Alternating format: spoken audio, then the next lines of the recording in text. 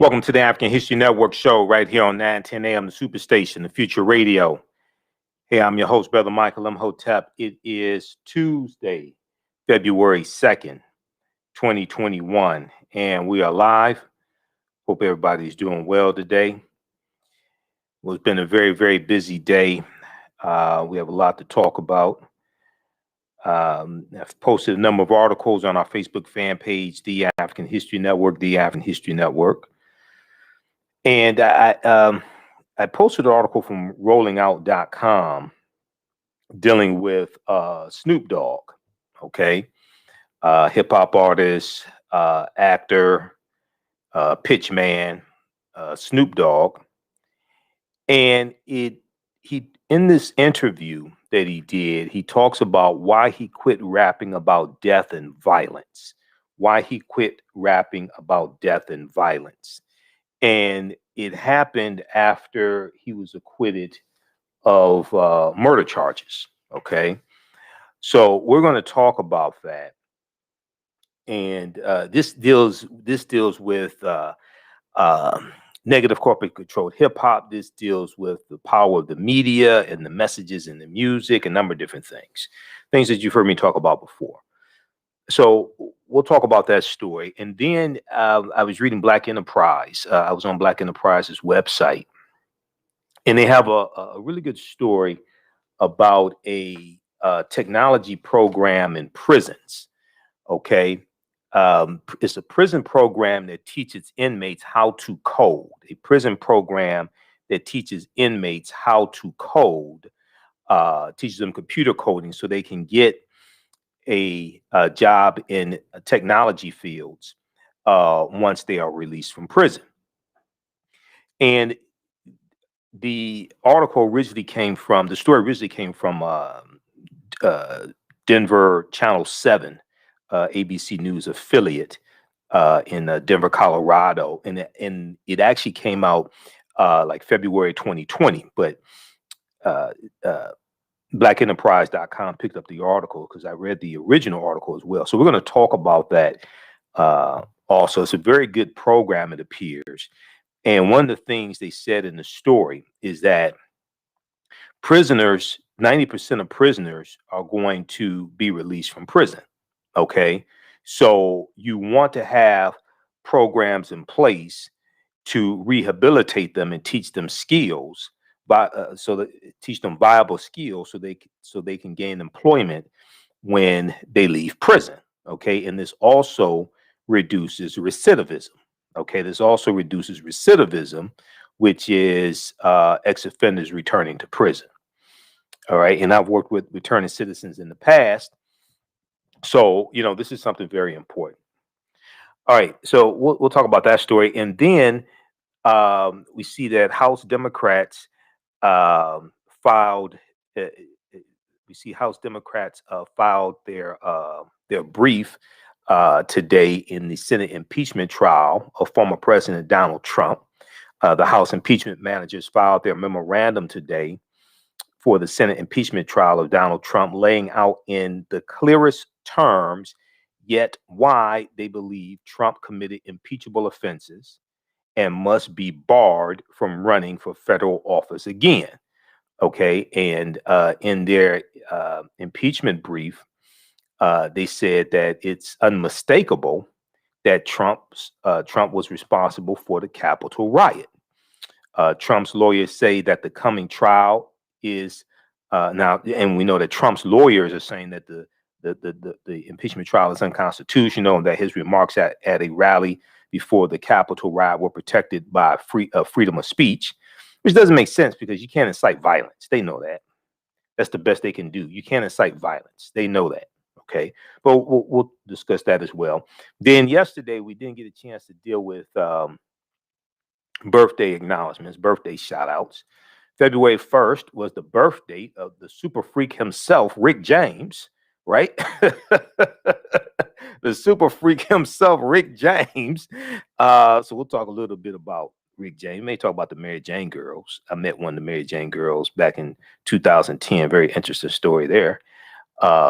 It's a PG story. It was rated G, actually. It's nothing crazy, but it's just an interesting story, because I liked the Mary Jane girls when I was younger, so I got to meet one of them. All right. I'm still waiting to meet Apollonia Cotero, right? From Apollonia 6. Okay. If somebody knows Apollonia, give her a call, let her know I want to meet her. Okay. But I met Candy from the Mary Jane girls back about 2010. And then also it was the birth date of Sherman Hemsley. Sherman Hemsley, better known as George Jefferson from the Jeffersons. Okay, we know Sherman Hemsley passed away a few years ago also. But it was Sherman Hemsley's birth date also, February 1st. Okay, so we'll talk some about Sherman Hemsley. We know this is African American History Month. This year's annual theme for African American History Month, we talked about it on our Sunday night show, and we talked about it some yesterday. This year's annual theme for African American History Month is the Black family representation, identity, and diversity. The Black family representation, identity, and diversity. There was an article from New York Amsterdam News from January 28th. I talked about it a little bit on yesterday's show. Didn't get a chance to get into it.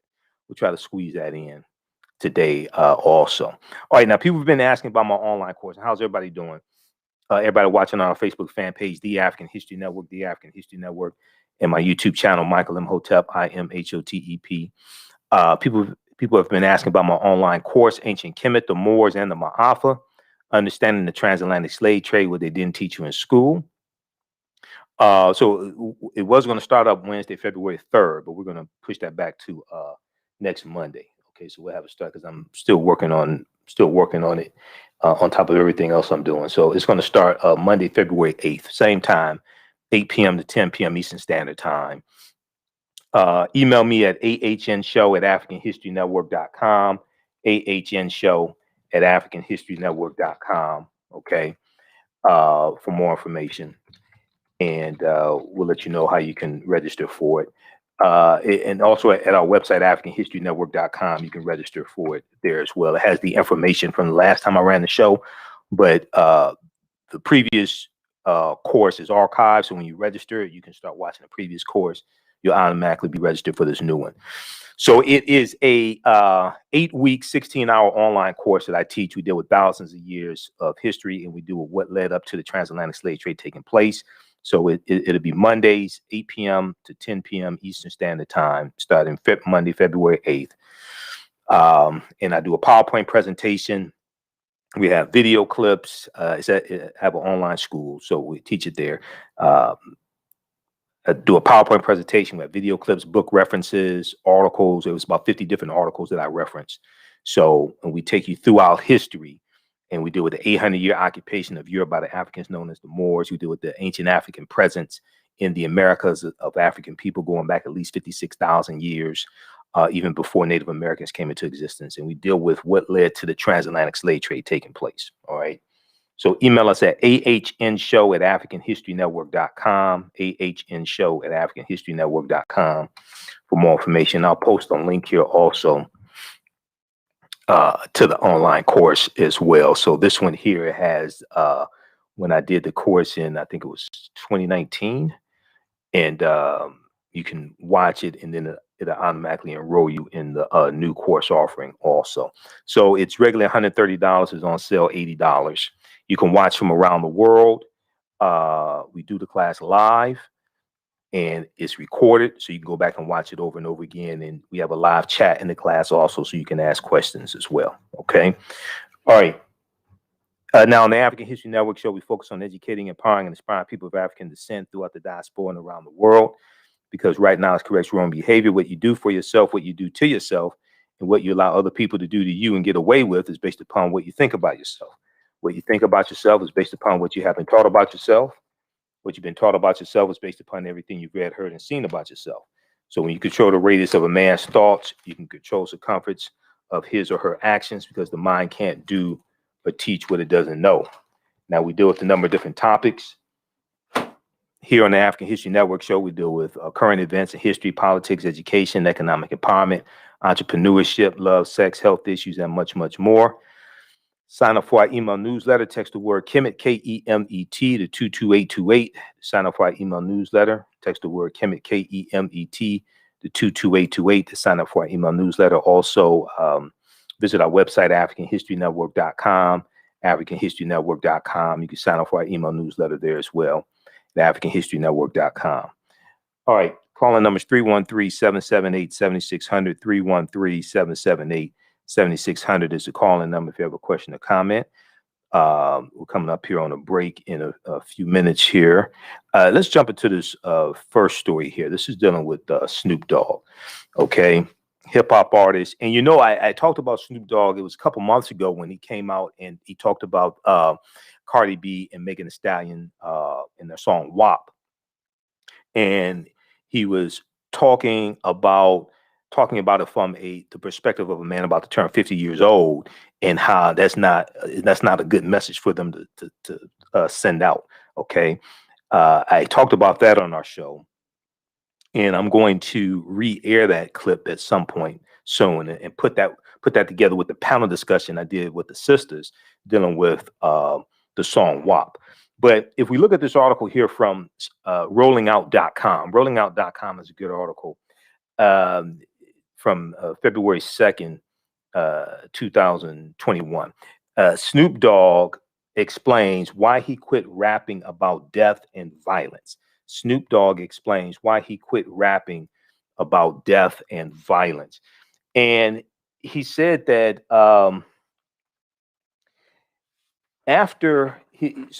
despite the fact that his career and brand name have survived the ravages of time, like few others ever in the rap industry, Snoop Dogg no longer subscribes to the violent lyrical content. Subscribes to the violent lyrical content that characterized his meteoric rise and popularity in the early 1990s. The Long Beach, California rapper born Calvin Cordozar Brodus Jr. had a life-changing epiphany when his bodyguard fatally shot a man they both thought was about to kill them in Los Angeles. So I remember when this happened, and he went on trial, and he was acquitted of the charges. Okay, but the violent episode resulted in Snoop Dogg and the bodyguard catching murder charges. Once Snoop and the bodyguard were exonerated of murder, Snoop decided to immediately retire from writing about murder, death, and violence. Okay. He said, on my second album called The Dog Father, when I beat my murder case, I redirected my pen to write life because I felt like I had wrote death all up until that point. He said this. He told this to legendary DJ Fat Man Scoop on an Instagram Live interview. We're going to continue this on the other side of the break. Listen to the African History Network show right here on 9:10 a.m. the Superstation Future Radio. I'm Michael M. Hotep. We'll be back in a few minutes. All right, stand by, everybody. Stand by. How's everybody doing? Share this broadcasting on social media platforms. Invite your friends to tune in also. How's everybody doing?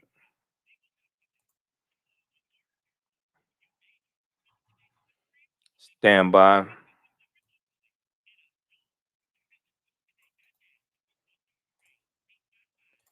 Okay, everybody share this broadcasting on social media platforms. Invite your friends to tune in also.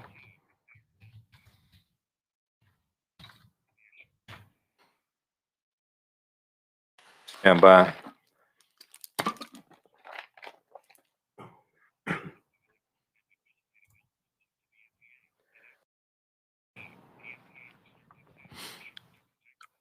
All right, so we have Jennifer, Noah, TC.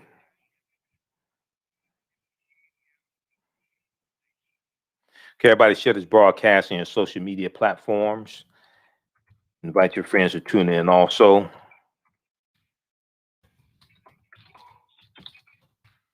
Stand by. We're on commercial break.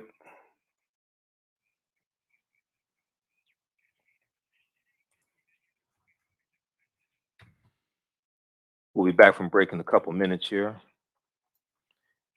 All right, African American business owners, post the name of your business here on the thread of the broadcast. Invite your friends to tune in also. Post the name of your business here on the thread of the broadcast. Email us at customerservice@africanhistorynetwork.com. Customerservice@africanhistorynetwork.com. We'll let you know how you can advertise with the African History Network. Stand by. We'll be back from break in 1 minute, looks like.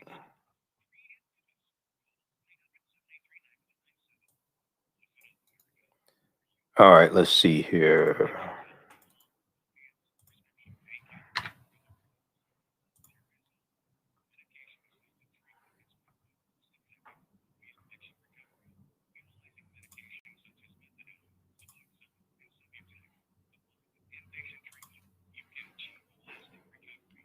All right, stand by.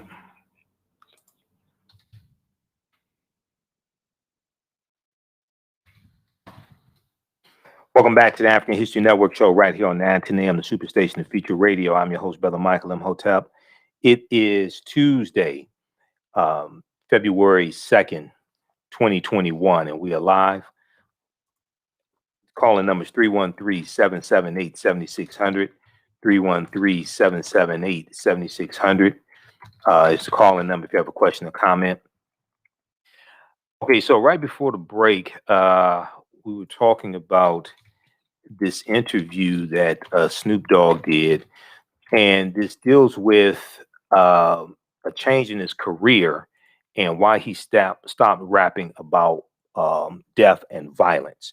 So this is from rollingout.com from February 2nd, 2021. We posted this article earlier today, and a lot of people have been commenting on it.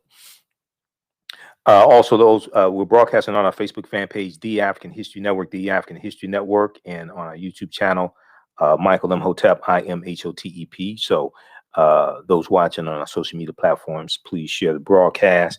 We're also broadcasting on 910 AM Superstation WFDF and their Facebook page, 910 AM Superstation on Facebook as well. Calling numbers 313-778-7600 is the calling number if you have a quick question or comment. Okay, so let's go back to this article here, and I'm pulling up also the one from rollingout.com when he talked about the song WAP as well. He got some backlash for that, but he was on point. He was correct, and we talked about that here on the show. Okay, so Snoop Dogg in an interview with Fat Man Scoop, legendary DJ Fat Man Scoop on Instagram Live, said, on my second album, The Godfather, when I beat my murder case, and we'll turn on the screen share also for this as well. Those watching in TV land, you can we'll turn on the screen share as well so you can see this. Let's see here, flip that over. All right. For some reason, computer's running a little slowly tonight. I just did an update because this is a new laptop, so it just did a computer update about 20 minutes before we came on the air.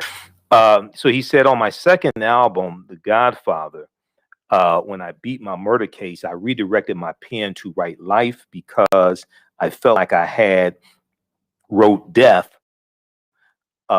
until that point. He said, when I started writing The Dogfather, I lost fans.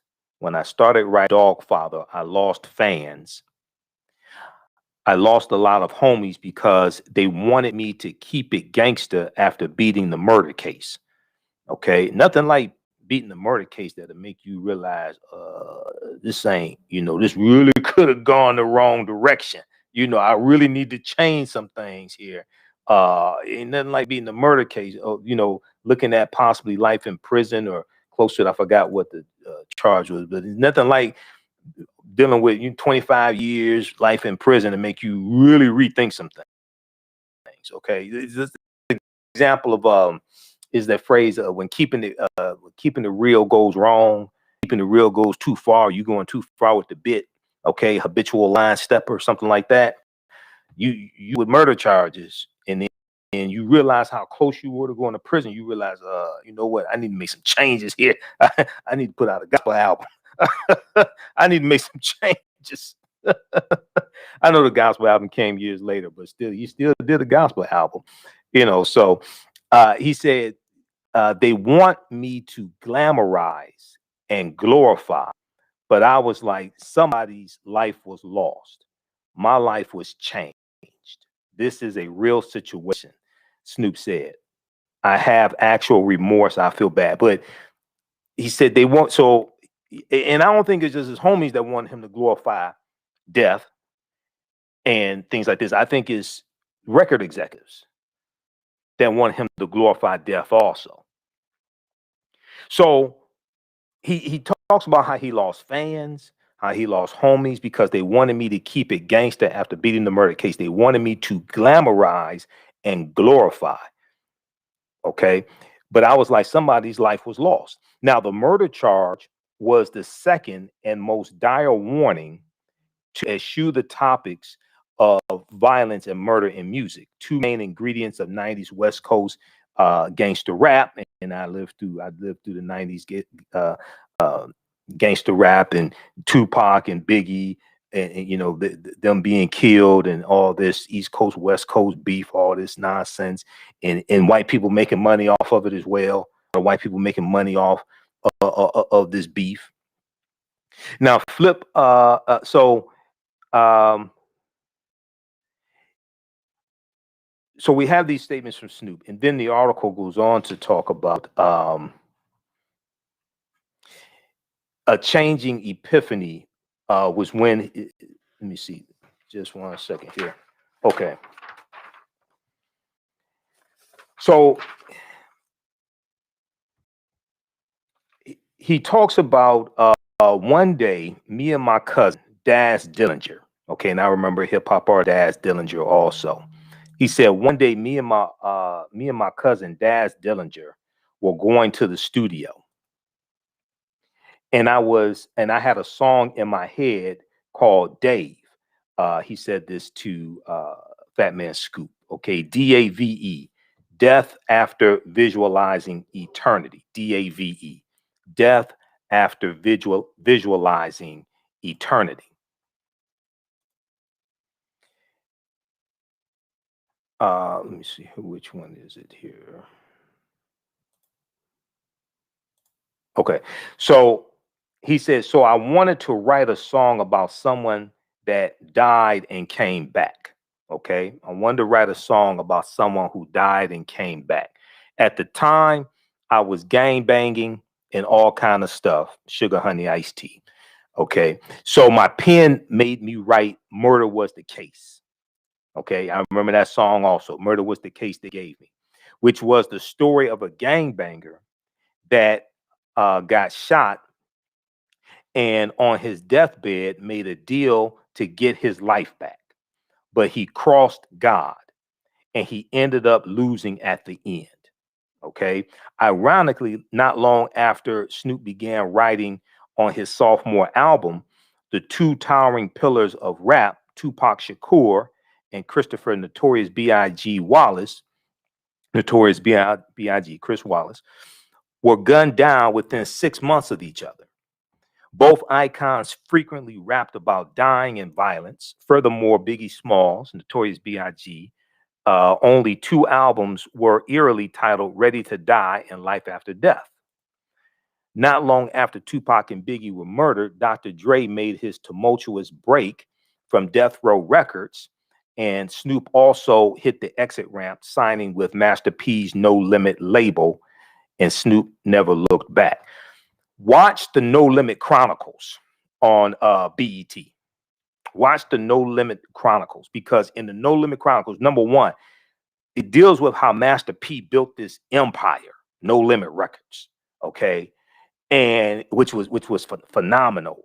He's a really good businessman, Master P. He has a lot of creativity, and he built an empire, but then he signed Snoop Dogg to No Limit Records, brought Snoop Dogg from Death Row Records to No Limit, which really saved Snoop also. And it helped rejuvenate his career and allowed him to go in a different direction, put him in a better environment as well. But they talk about that. It's a 5-part series called dealing with No Limit Records on BET. Okay, 313-778-7600 is the call-in number. If you have a question or comment, we'll go to the phone lines in just a minute. But this is I think a very important story, because here you have one of the top hip hop artists, and I mean he ain't been in Snoop has longevity. I remember when Snoop Dogg was on the soundtrack for Ricochet, starring Denzel Washington. Okay, what was that? 1990, 91. Okay, so I remember when he first came out. So for him to really talk about this and this transformation and how this really impacted him is, I think, really, really important. Then back December 13th, 2020, there was the article from rollingout.com. Snoop Dogg criticizes WAP song, Offset and angry fans fire back. Check out this article as well. And I agree with this criticism. You know how I felt about the song. And, you know, some people, I don't want people to misunderstand. It's not like I don't like women, anything like that. You know, nobody loves a WAP more than I do. But at the same time, we have to be cognizant of the images that we allow to be projected of us. So I don't want people to be confused on that. You know, some people that know me know how I feel about that, but I just want to be clear. Okay, so read this article also from rollingout.com. Snoop Dogg criticizes WAP song, Offset and angry fans fire back. And then this is the one I was talking about last night when we dealt with the 9-year-old African-American girl who was pepper sprayed in Rochester, New York. Okay. And I talked about adultification bias. And I talked about how all of this is connected. Adultification bias deals with mapping onto African-American girls the stereotypes that have been projected of African-American women, and how African-American girls are oftentimes perceived as being older, knowing more about sex. They are perceived as needing less protection and perceived as being less innocent than white girls. There was a study from the Georgetown School of Poverty, and they did a study called Girlhood Interrupted. Girlhood Interrupted. There's an article from NBCnews.com that deals with this. The adultification, and you got to bear with me. I'm still setting this new laptop up. I still have to transfer I got thousands of bookmarks in Firefox. I still have to transfer them over to Google Chrome. And then there's still files I'm trying to transfer over from my external hard drives and the old laptop over to the new laptop. So just bear with me here. But the adultification of Black girls, less protection, more discipline. Less protection, more discipline. Okay. So if you missed our show from Monday, February 1st, and I have to look at the calendar because all my days are running together. If you missed our show from Monday, February 1st, we talked about the African-American girl who was pepper sprayed. She was having mental issues and threatening to kill herself and kill her mother, things like this. But when I did the panel discussion dealing with WAP with 3 African-American women, Herb Alchemist, who, we should ask, she's a conscious hip hop artist and an herbalist, Jade Arendelle, who's a social activist and anti-racism expert, and also another conscious hip hop artist named Hecka Mecca. And one of the things I dealt with was adultification bias. Okay, so if we look at this article here, this is from NBCnews.com. There are a number of different articles that dealt with adultification bias. There was one from the root.com as well. And there were 2 studies that talked about this, one in 2017 and one in 2019. But if we look at this one here, this article here from NBC News. The adultification of Black girls, less protection, more discipline. The adultification of Black girls, less protection, more discipline. Adults think Black girls are less innocent, less in need of protection and nurturing, and seem older than similarly aged white girls, according to a new report. So this article here is from June 28th, 2017. All right. And the name of the report is called Girlhood Interrupted, the Erasure of Black Girls' Childhood. Girlhood Interrupted, the Erasure of Black Girls' Childhood. And in this study, it also said American adults think Black girls know more about adult topics and about sex than white girls of the same age. Now, I cannot stress this enough. People jumped on me when I criticized WAP. No, I've been studying media for damn near 30 years. I'm not just a historian, I also study media. Okay. My degree is in business administration with a major in marketing.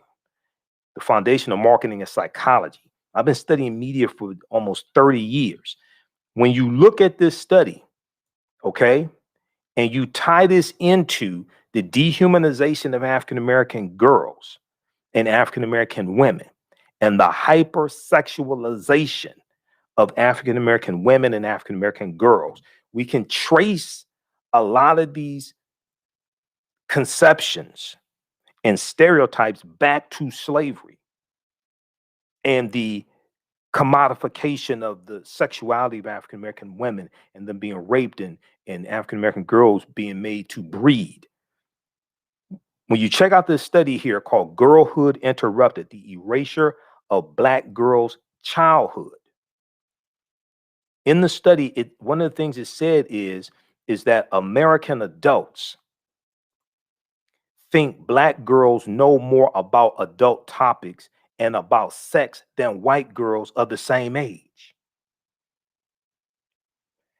And they're also looked at as being less innocent than white girls. They're also perceived to seem older than similarly aged white girls. So when you go look at the case from Rochester, New York, and the police officer tells the 9-year-old African American child, "You're acting like a child," she responds, "I am a child." So if we continue here, and those perceptions are greater when it comes to younger Black girls ages 5 through 9 and 10 through 14. The discrepancy continues to a lesser degree with girls ages 15 to 19. This new evidence of what we call the adultification of Black girls may help explain why Black girls in America are disciplined much more often and more severely than white girls across our schools and in our juvenile justice system, said Rebecca Epstein, lead author of the report and executive director of the Center on Poverty and Inequality at the Georgetown University Law Center. Okay, read this article. There are other articles about it. The Root.com has one. There was a study that came out in 2017 that this article talks about. There was a follow-up study in 2019 dealing with adultification bias. Okay, you tie this into, and this is what I did. You tie this into Cardi B and WAP and Megan Thee Stallion. And I said before, I'm not attacking them. I'm not blaming them. We need to look at the white man who financed this, because it was put out by Atlantic Records, financed by Atlantic Records, marketed by Atlantic Records. That's a white-owned corporation. And I said that you would never find a top white female artist like a Taylor Swift or any of them, a Katy Perry or anything like this, putting out sexually explicit lyrics like that are marketed, have a music video behind them, have real marketing behind them. They're not going to do that. The record companies are not going to allow them to do that. Why? Because you only protect what you respect. And they have more respect for their own women than they do for ours.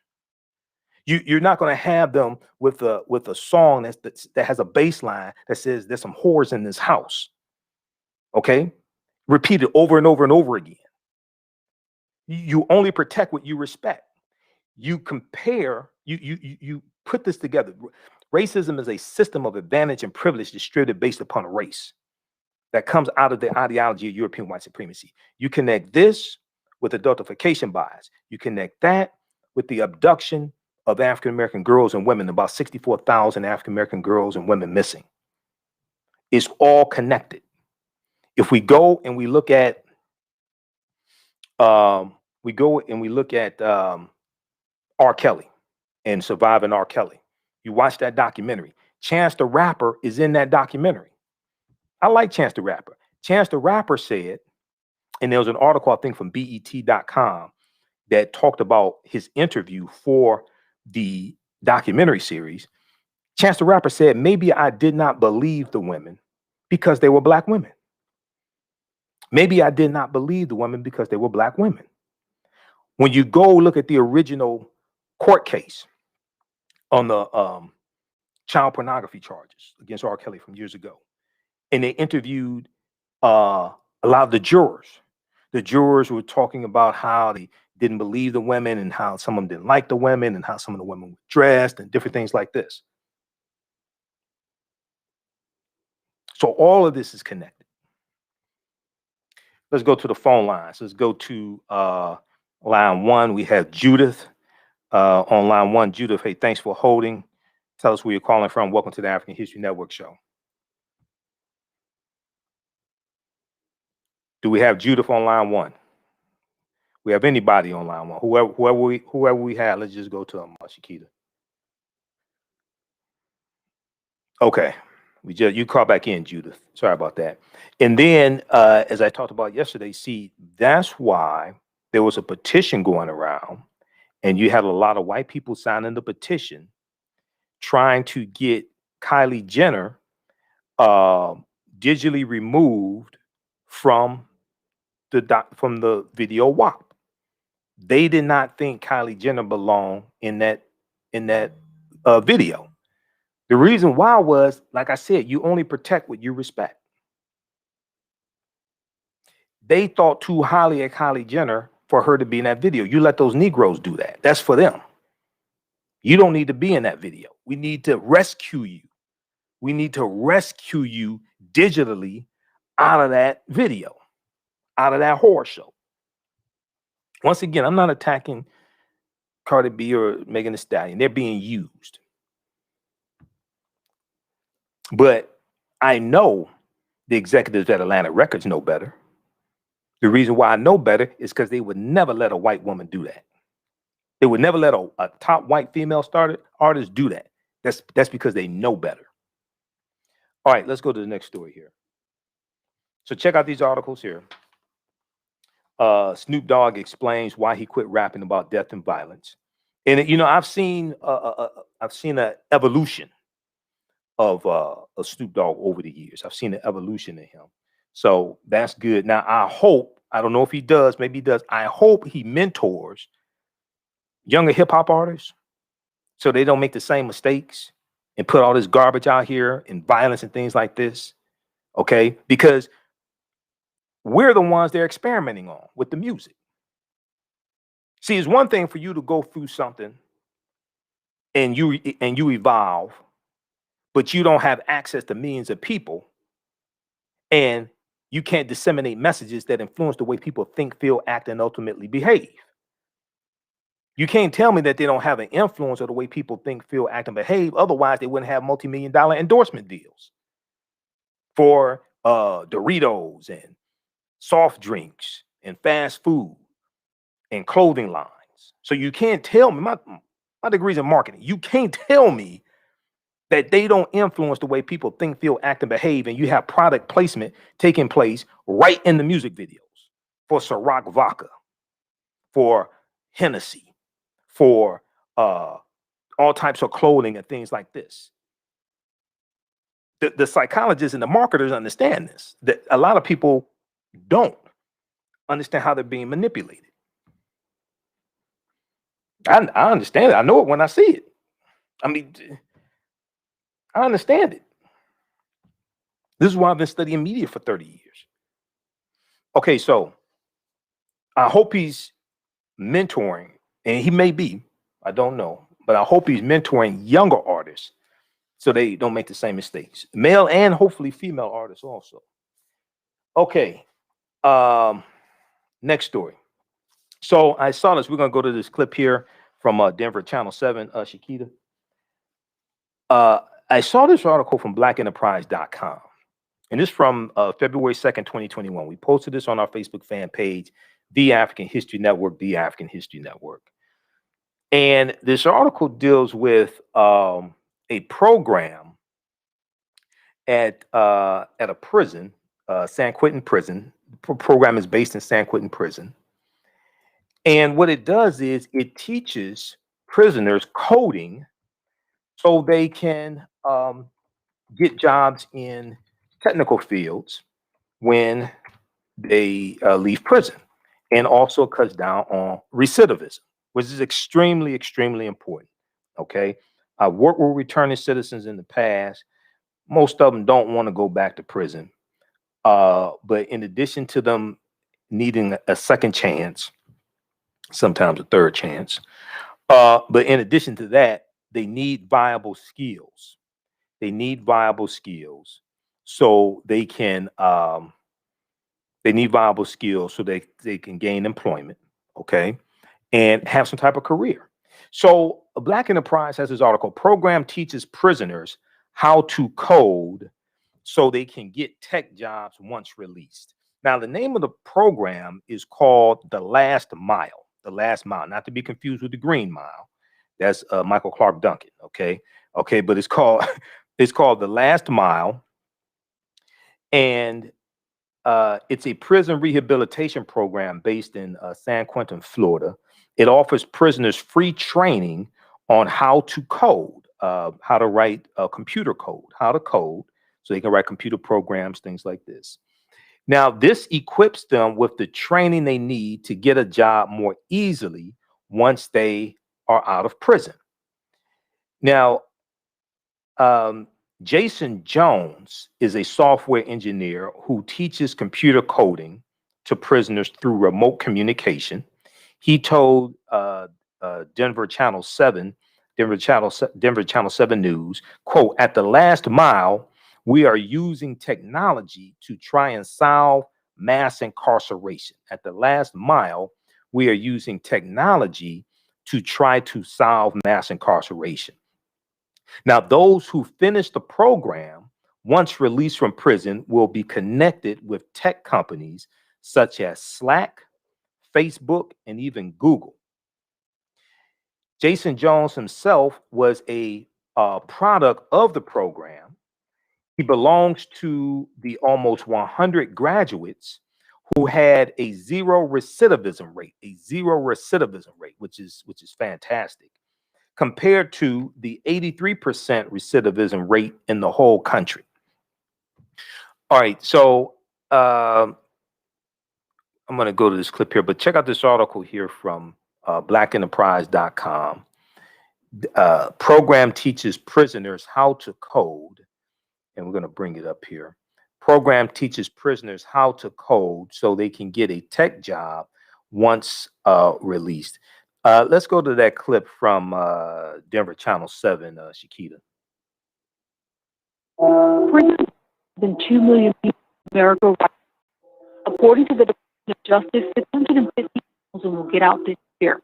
It's expected that 80% of them will reoffend and be back. But does the recidivism rate and the number of people in prison in this country have to be that high? When you want to make a change, at the last mile, we're using technology to try to solve the problem of mass incarceration. The Last Mile is a program that has software engineers like Jason Jones that will help you so much more remote into prison and teach convicts computer coding. Once they learn the skill and are released, former convicts and now coders are connected with tech companies like Slack, Google, and even Facebook. You're talking about disrupting the status quo of people not normally getting access and opportunity. The Last Mile program is defying the country's 83% recidivism rate. In its 10 years existence, there's been zero recidivism amongst its nearly 100 graduates. JSX is just an extension of JavaScript. Graduates that include Jason Jones. Not only are we driving down the recidivism rate when people get out and don't come back no more, but we also have the ability to go back into communities and stop people from coming to prison in the first place.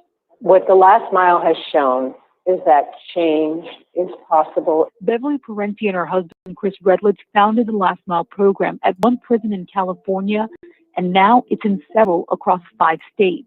We're trying to create a platform that we can take across the country that will sort of level up expectation from people inside. In total, about 500 offenders are going through the program now, and while their lives are potentially being changed, the financial burden to society is also being relieved. We know for sure that there are better uses of our funds than spending on prison. Generally, many people inside really want to do better. They want a second chance. They want the opportunity. So create that opportunity for them to be successful, because 90% of the people that are incarcerated are going to get out. So the question is, who do you want them to be? I'll see you next Thursday. For The Race, I'm Alicia Nieves.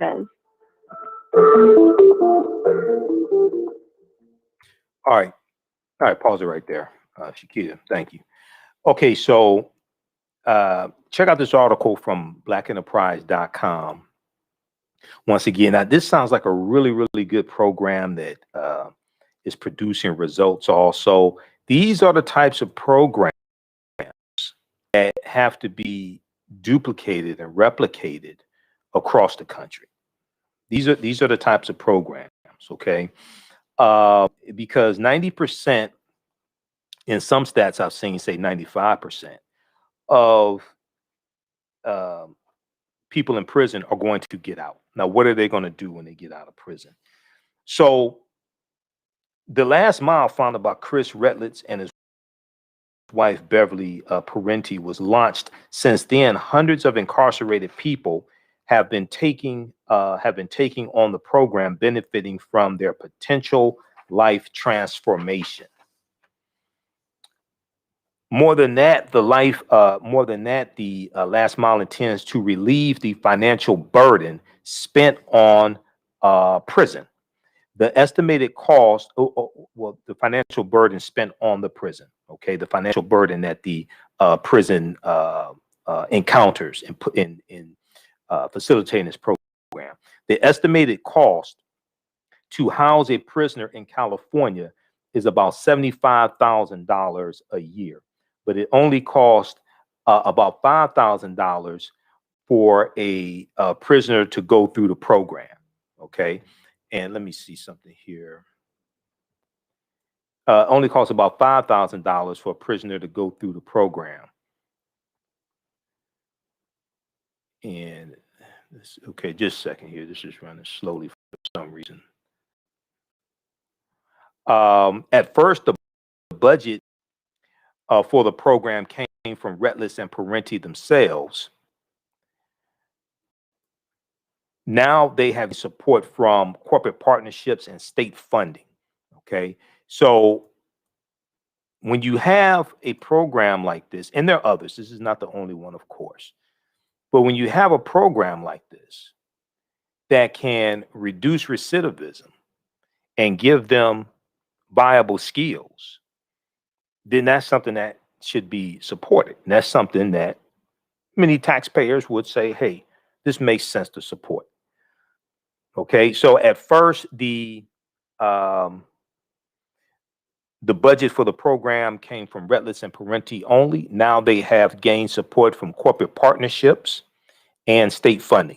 The program, which started in one prison in California, has now expanded to 5 states, and their reach continues to grow. All right. Okay, so check out this article here from blackenterprise.com. Also, program teaches prisoners how to code so they can get tech jobs once released. All right, look, hey, we're out of time here on the 10 a.m. Superstation WFDF. Be sure to email me, ahnshow@africanhistorynetwork.com, ahnshow@africanhistorynetwork.com, to find out about online course that I'm teaching. It's going to start up Monday, February 8th, 8 p.m. Eastern Standard Time. And then also we're going to post a link here again. You can register for the class. This is the old course that I taught is archived. And when you register for the old one, we will enroll you into the new one as well. those watching on our Facebook fan page, The African History Network, and our YouTube channel, Michael M. Hotep, keep watching. We're going to keep broadcasting for a little while longer. Remember, right now, it's correct wrong behavior. It's not over till we win. Wakanda forever. Stay tuned for Pastor Greg Davis, and we'll talk to you tomorrow night. Peace. Stand by.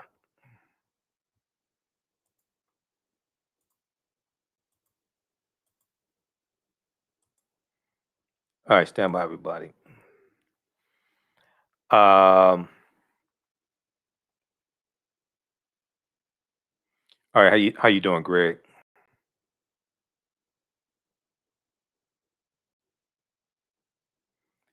Let's see.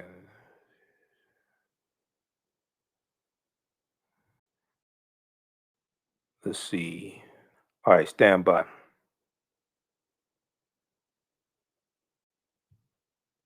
I don't know about only getting noticed when the person is white. I used to teach a construction trades program through Wayne County Community College, and we had ex-offenders in the program, and we got noticed. Greg, now you can email me information. I can interview you. But I got this article from blackenterprise.com. They're black.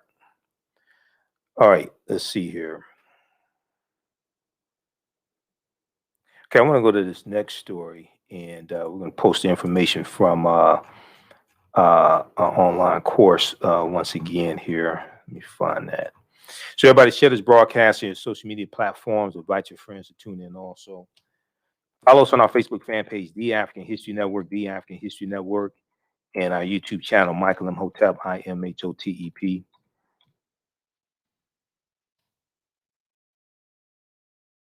All right, so this next story I want to go to, do some birthday acknowledgments because I didn't get a chance to do it yesterday. We talked about Sarah Rector yesterday, richest African-American girl in 1913. And her parents were former slaves to Creek Indians. So check out the show from February 1st, kicking off African American History Month also. I want to go to this, we'll do some birthday acknowledgments, and then we'll get to the Trump impeachment.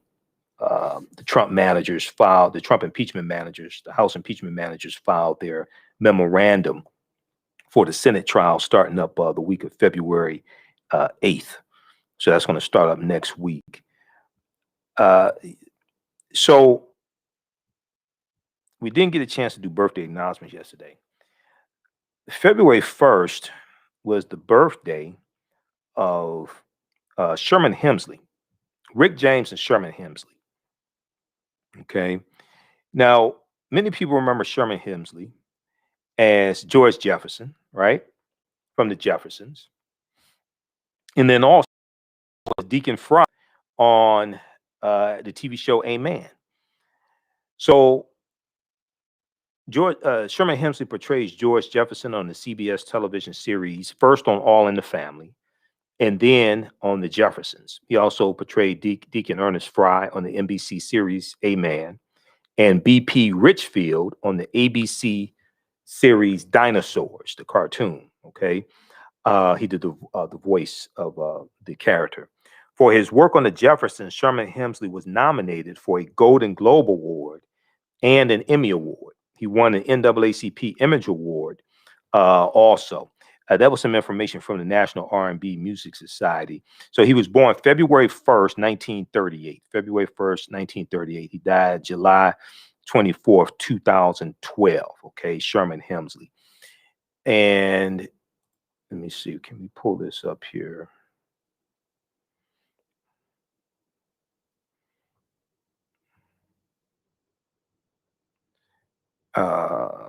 Let's see if we can pull this up,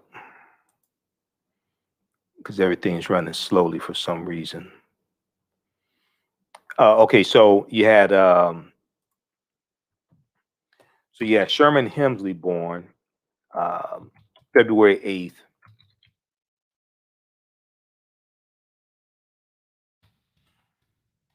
February 1st, 1938.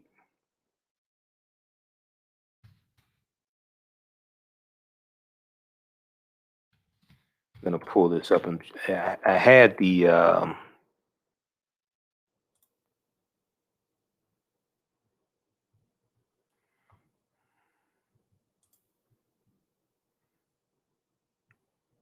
okay, I wanted to pull this up from National R&B Music Society Inc.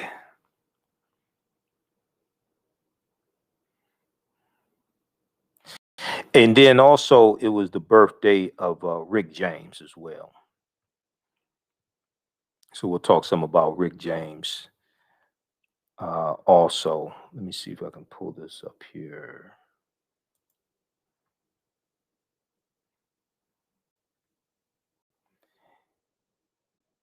While that's coming up,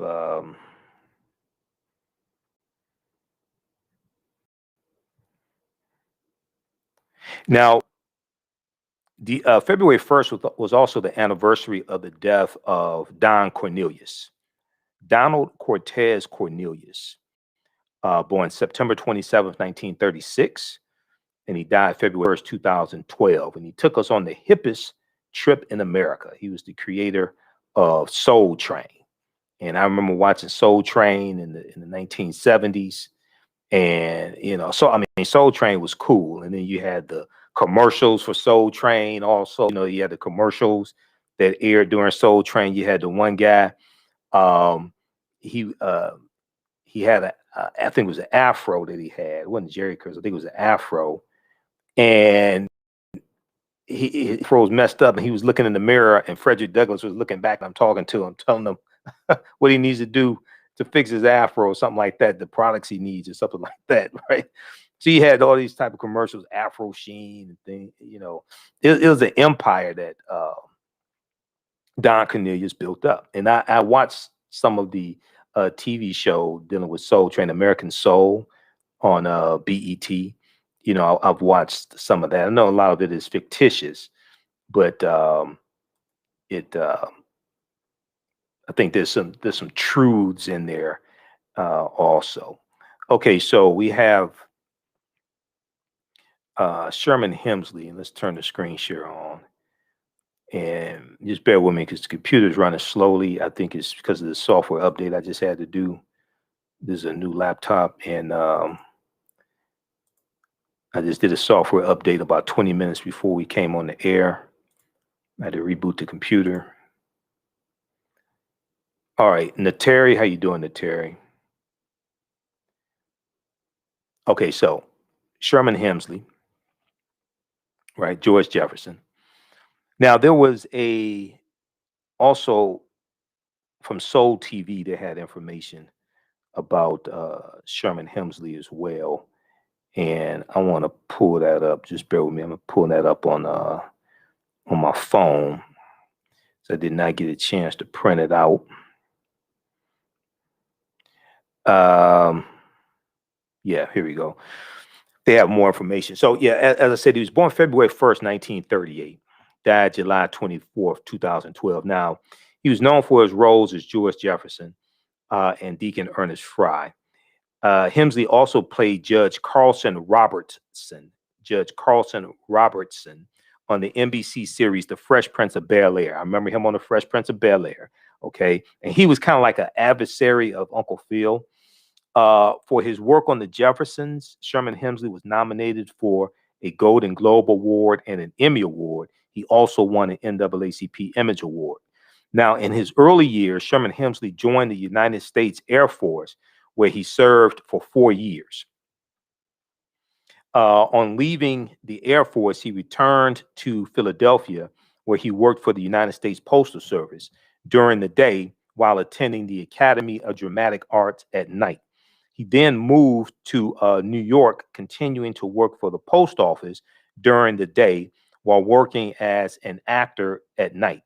He starred as Gitlow, Gitlow, Gitlow in the early 1970s Broadway musical Pearlie.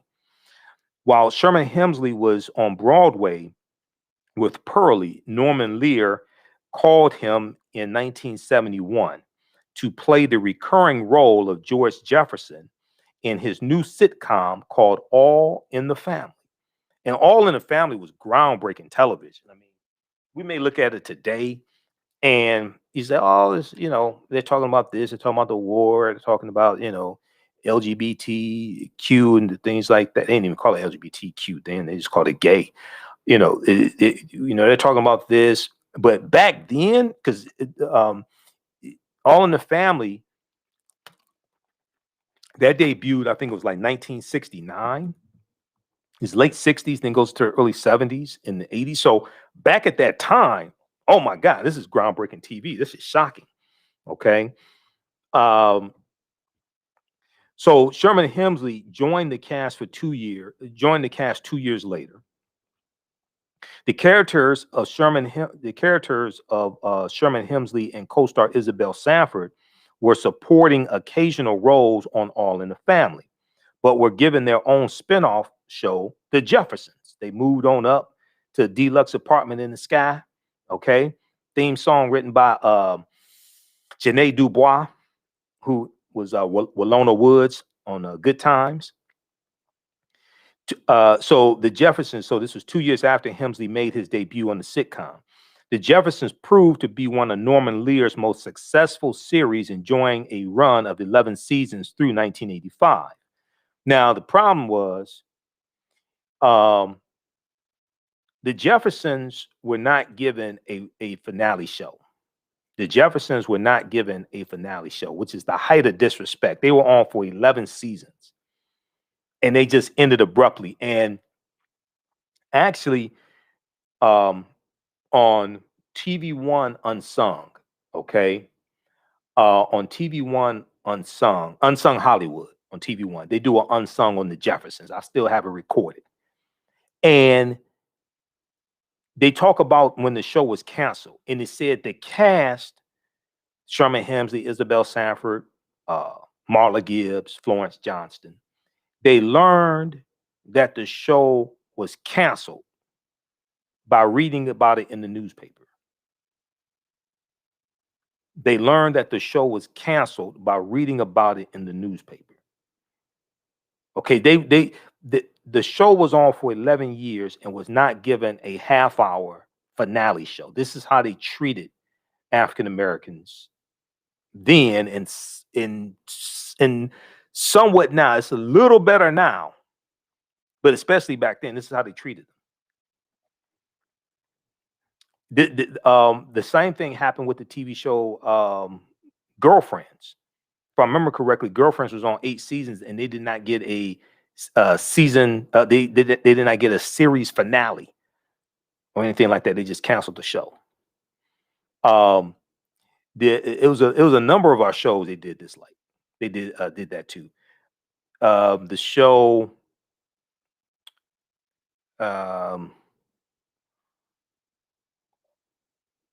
The show All of Us with Lisa Ray and Dwayne. He was married to Tisha Campbell Martin. Dwayne Martin. Okay. That show did not get a series finale. The show Half and Half with Essence Atkins and Thelma Hopkins. Okay. That show that did not get that was on 4 or 5 seasons, something like that. That did not get a series finale. They have there's a habit of just cutting off our shows just like that. No series finale. Just cut them off and then say next. It's gotten a little better now, but it still exists now. So the Jeffersons were on for 11 seasons and no series finale. Now, also, it was the birth date of February 1st was also the birth date of Garrett Morris. Okay. Garrett Morris. And Garrett Morris was on the first season of Saturday Night Live. Okay, he's part of that original cast. He's part of that original cast. He was also in the movie Cooley High. Remember him in Cooley High? He was a teacher. Remember the teacher smoking weed in the remember the teacher smoking weed in the bathroom in Cooley High, right? And let's see, let's pull this up here. Soul TV has a good write up on Garrett Morris. So we posted about this also. So happy birthday to Garrett Morris. We didn't get a chance to get to the birthday acknowledgments yesterday. So just bear with me, okay? I know. Just bear with me here. I want to pull this up. So he's born February 1st, 1937. He's a comedian, actor, and singer. He was part of the original cast of Saturday Night Live, appearing from 1975 to 1980. And you know, on 10 p.m. on NBC, they show each Saturday they show some of those old episodes of Saturday Night Live. There was, in the first season, Richard Pryor hosted an episode of Saturday Night Live. Okay, and it's classic. Go watch it. Okay, it's not classic because he used the N-word on the show, which he did. Okay, that's wrong. It's not classic because of that, but just him being there, just performing is classic. But the musical guest was Gil Scott-Heron. Okay, I mean, you go back and watch that show. You have Richard Pryor and Gil Scott-Heron. Gil Scott-Heron was just a musical genius. I mean, you listen to songs like "We Almost Lost Detroit," okay, and the song is not about gentrification. It could be about gentrification, right? It's about like a nuclear disaster. We almost lost Detroit. But you write he has songs like we almost lost Detroit, The Bottle, and you know, his classic, which was not his most successful commercial song. The Bottle was his most successful commercial song, but he's known for The Revolution Will Not Be Televised, okay, which was you know, it's very popular. But his most successful commercial song was The Bottle. Okay. All right. Let's turn. Okay. So Garrett Morris. So Garrett Morris was born February 1st, 1937. And we also know him as Uncle Junior on the Jamie Foxx show. Not like you know, the Jamie Foxx show. Jamie was kind of silly. He got more mature as the seasons went on. I like Fancy on the show, right? Garcelle Beauvais. I mean, who wouldn't like Fancy, you know? Well, I guess if you don't like black women, you wouldn't like Fancy, but that's another show. So he's also known as Uncle Junior on the sitcom The Jamie Foxx Show, which aired from 1996 to 2001. Garrett Morris had a starring role as Earl Washington on the CBS sitcom Two Broke Girls from 2011 to 2017. He was also known for his role in the sitcom Martin as the sitcom Martin starring Martin Lawrence as Stan Winters from 1992 to 1995. And as Mr. Mason in the classic movie Cooley High. Yep, yeah, he was on the TV show Martin, and he was in Cooley High. He was a teacher in Cooley High also, and that's a classic movie. And the TV show, What's Happening, was inspired by the movie Cooley High. Okay, because in the movie Cooley High, Glenn Thurman, and he just celebrated his birthday a few days ago. He played the role of Preach, and Preach wanted to be a writer. Okay, and then in What's Happening, Roger Thomas wants to be a writer also. when you research what's happening, it's loosely based. It's inspired by Cooley High. If we look at, let me see, and Eric Monty was one of the forces behind Cooley High. He was one of the forces behind what's happening. And then also, I'm looking up Eric Monty here on Wikipedia. Cooley High also inspired the CBS television show The White Shadow. But Eric Monty is, I mean, he was the co-creator of Good Times. Eric Monty and Mike Evans. That's why you see their names in the credits. Let me see here. And then let's see, Eric. Let me look at his IMDb. Let me look at his biography, because Kenneth Williams, most popularly known by his stage name Eric Monty, was born and raised in the economically impoverished Cabrini Green housing project in Chicago.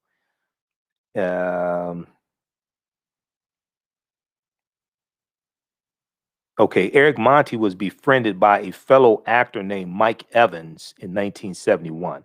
Mike Evans, who got a new role on Norman Lear's sitcom. Let me pull this up here. You'll need to see this. Let's turn off the screen share, because see, this is where Hollywood meets history. Okay, this is all tied into history. Let's look at Eric Monty. This is why these shows, I can't do these shows in 1 hour. That's why I need to I need to cut these shows back because I end up staying up too late. Let's pull this up here. Eric Monty and Cooley High. Let's look at his biography at IMDb.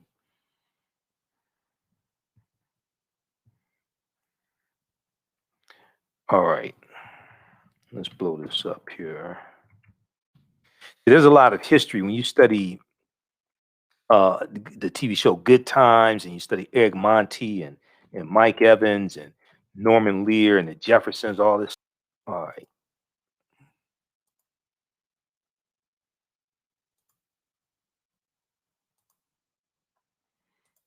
And you could probably change this. Wayans brothers. Now, what about the Wayans brothers?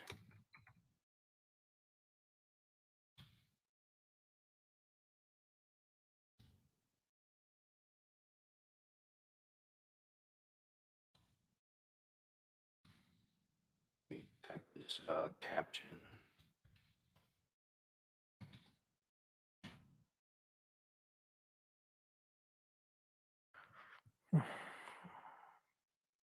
Okay, let's look at this here. Let's turn on the screen share. So do you all like it when I show you these articles and all this stuff and show you what I'm talking about?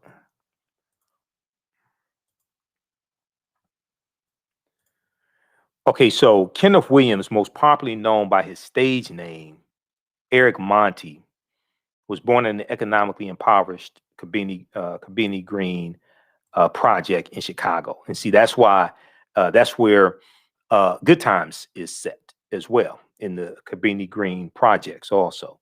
Now, Eric Monty was befriended by a fellow actor named Mike Evans in 1971.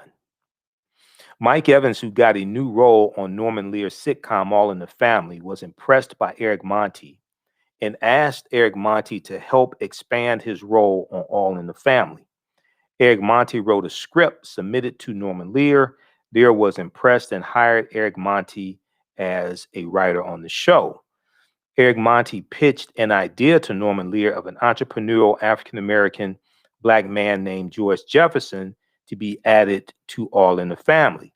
Subsequently, the characters George and Louise Jefferson premiered on Norman Lear's show All in the Family. George Jefferson was an African American who owned a chain of dry cleaning stores, 7 locations, one near you. Right? It doesn't say that. I just know that from from the Jeffersons. In 1974, Eric Monty collaborated with Mike Evans and created the show Good Times, where Norman Lear acted as executive producer. Good Times tackled social issues such as income inequality, drugs, gang violence, discrimination, and genuinely gave an outlook into the struggles of African Americans faced. Norman Lear, however, consistently insisted that the father be written out of the show and asserted that a strong black man in the sitcom won't work. This is true because I've researched this. This is what Norman Lear said. Okay, and see, Eric Monty was against that. Eric Monty, let me just say this quickly. Eric Monty, what was against that? He wanted the father on the show. Okay, Esther Roll. When you read Don Bogle's book, and we're gonna wrap up this segment because I don't want this to be too long. When you read this book here, Blacks in American Television, Blacks in American Films and Television, an illustrated encyclopedia by Donald Bogle. Donald Bogle breaks this down. Okay. Good Times was a spinoff of All in the Family. Good Times was a spinoff of Maud. B. Arthur Maud, and then there's Maud, that uncompromising, enterprising, everything but tranquilizing, right on Maud, right? So B. Arthur is Maud. So Maud was a cousin to Edith Bunker on All in the Family. Maud is a spinoff of All in the Family. Maud had a maid named Florida Evans. Florida Evans had a husband, James Evans, on the show Maud. Now, they had 2 different people who played James Evans. One was John Amos, and another was another guy. I don't remember his name. But on the show Maud, James Evans was a fireman. He was a firefighter. When they decided to spin off Good Times and give Florida Evans her own show, because she was the star of the show, they did not want her, the executives did not want Florida Evans to have a husband. They wanted her to be a single mother. Esther Roll stood her ground and demanded that Florida Evans have a husband, because she had a husband on Maud when she was a maid. Now you're spinning the show off and she's going to have her own show. Now you don't want her to have a husband. You want her to be a single mother. What kind of game are you running? But Florida Evans, Esther Roll, and I met Esther Roll some years ago. She's a member of Zeta Phi Beta Sorority Incorporated. Those are our sisters. I'm a member of Phi Beta Sigma Sorority Incorporated, Phi Beta Sigma Fraternity Incorporated. And we were, it was a state conference, and it had to be, I can't remember if it was a Zeta State Conference or a Sigma State Conference. I can't remember, but she was there. May have been Phi Beta Sigma State Conference for the state of Michigan, but she was there signing autographs, Esther Roll. So I got to see her for a minute and interact with her. But she was a very smart, very dignified woman. So when Eric Monty talks about how Norman Lear was against the father being on the show, he's correct. Okay, they did not want James Evans on the show. They did not want John Amos or any black man, not just John Amos, but they did not want Florida Evans to have a husband. Norman Lear, however, consistently insisted that the father be written out of the show and asserted that a strong black man in the sitcom won't work. He said a strong black man in a sitcom was not funny. But Archie Bunker was funny. Archie Bunker was a strong white man. He was dumb, but he was a strong white man. In 1976, against the wishes of Eric Monty, Norman Lear fired John Amos, who played the strong black father on the show, after John Amos voiced strong objections to the lack of direction of the show. In 1974, Eric Monti quit Norman Lear's production company after he received a contract to write Cooley High, a movie chronicling the antics of African-American teenagers living in the Chicago projects. A year after, so Eric Monti, he writes the screenplay for Cooley High. Okay, he writes. So that's Eric Monti. A year after Eric Monti's resignation, Norman Lear came out with a show called The Jeffersons, a spinoff of All in the Family, which starred the characters George and Louise Jefferson, in their own sitcom. Even though it was Eric Monti who created the characters George and Louise Jefferson, Norman Lear took the credit and billed himself as a creator of the show. The show ran for 11 seasons and was regarded as the most successful African-American sitcom in history. Okay.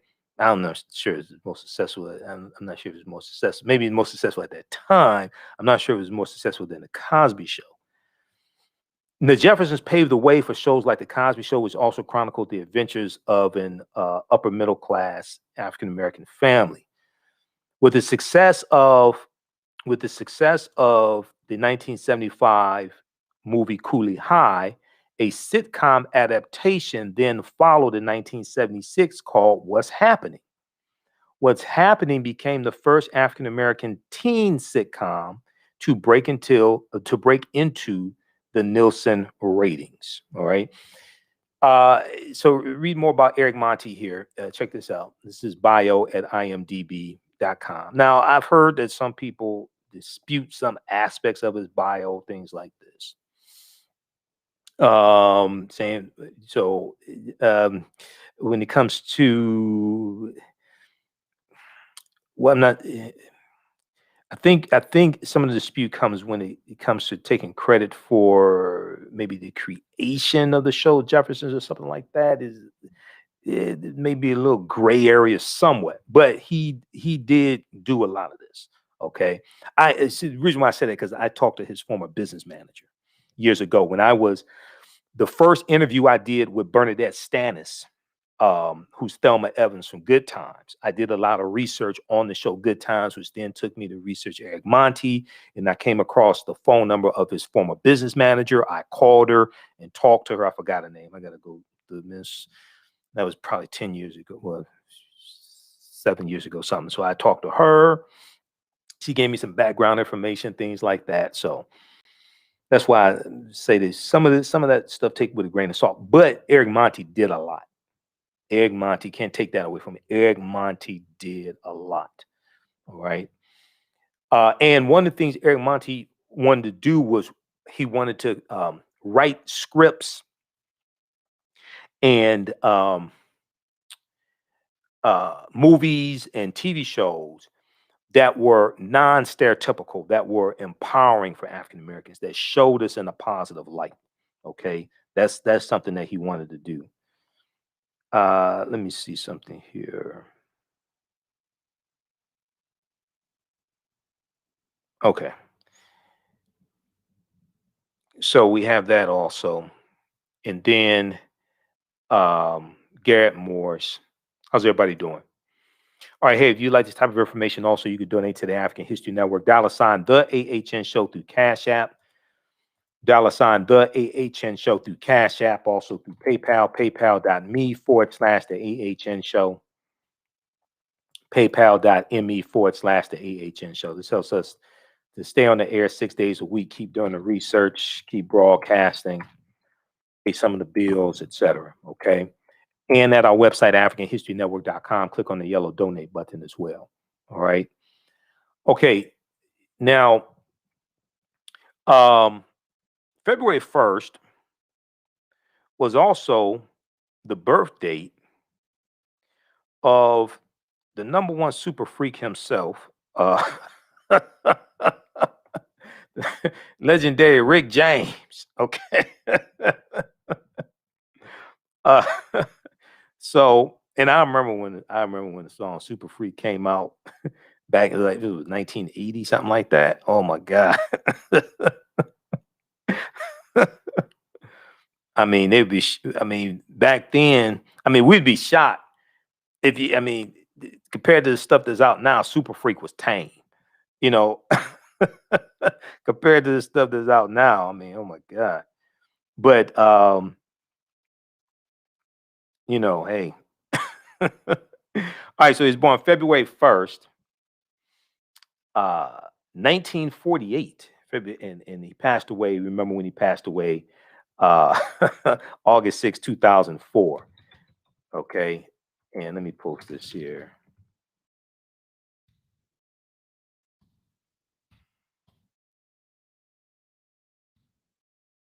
All right, Rick James.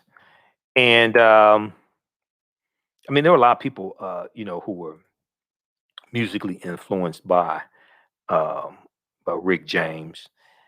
So remembering Rick James, born February 1st, 1948, singer, songwriter, multi instrumentalist, and producer. Okay. After forming, and I want to pull this up here also on Rick James. After forming the Stone City Band, now he was born James Ambrose Johnson Jr., that's his birth name. James Ambrose Johnson Jr., professionally known as Rick James, okay, also known as the original Super Freak, right? So after forming the Stone City Band in his hometown of Buffalo, New York, in 1977, Rick James finally found success as a recording artist after signing with Motown's Gordy Records, releasing the album Come Get It in April 1978, where the hits You and I and Mary Jane were released. Okay. You and I remember all those songs. I remember Mary Jane Girls. I remember the song Mary Jane. I remember You and I. I remember uh, Tina Marie.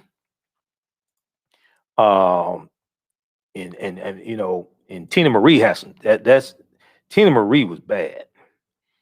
That girl could sing, she could play the guitar. You know, you swear she had some black in her. And and, and being that she was with Rick James, one way or another, she had some black in her. But you know, that's a whole nother story. Ebony Eyes, Fire and Desire, all those, right? But you know, but anyway. Um, so let's continue here. All right. So he finally found success as a recording artist after signing with Motown's Gordy Records, releasing the album "Come Get It," and in April 1978, where the hits "You and I" and Mary Jane were released, helping the album go platinum and selling over 2 million records. This was followed with 3 more successful album releases. Rick James released his most successful album, Street Songs, in 1981, and you know, on one of them, the National R&B Music Society, they showed the cover of, like, Street Songs, and he has on these red, like, thigh high boots. I forgot about that. So, and um, Rick James talked about how, because see, Rick James comes out in 77, and Rick James talked about how something to the effect of how he influenced Prince or something like that. But yeah, I forgot about Rick James and the thigh high boots. But I remember all these albums. I remember Busting Out, or Busting Loose, and then Street Songs, all of this. I remember the Stone City Band. So this was followed with 3 more successful album releases. Rick James released his most successful album, Street Songs, in 1981, which included career-defining hits such as "Give It to Me, Baby." I remember that, "Give It to Me," and "Super Freak." All right, who could forget Super Freak? Um, and Hammer is gonna sample Super Freak with "You Can't Touch This." So the latter song, Super Freak, becoming his most crossover single, mixing elements of funk, disco, rock, and new wave. And how many of y'all remember Solid Gold? Y'all remember Solid TV show Solid Gold with Marilyn McCoo? This is from like the 70s and 80s, right? Solid Gold, and I think they had Rick James performing on there. I know they would have like the Solid Gold dancers, and they're performing different songs. I think Rick James was on there. I remember on Solid Gold, Prince performed one time. He performed Little Red Corvette, and they showed that about 150 million times. That performance of Prince doing Little Red Corvette. But you have Marilyn McCoo, and I think Dionne Warwick was on. I think she was a co-host or something like that on Solid Gold for a while. But I remember Marilyn McCoo. Okay, this is a whole like another generation because you all remember Marilyn McCoo and Billy Davis and the Fifth Dimensions. Okay, Dionne Warwick and but Solid Gold is something you don't hear about, nowadays. It's like how many of you all remember Solid Gold? Okay, yeah, she was on Solid Gold also. I'm looking this up here because yeah, she was a host on Solid Gold for a period of time, Dionne Warwick. All right, let's continue. Okay, so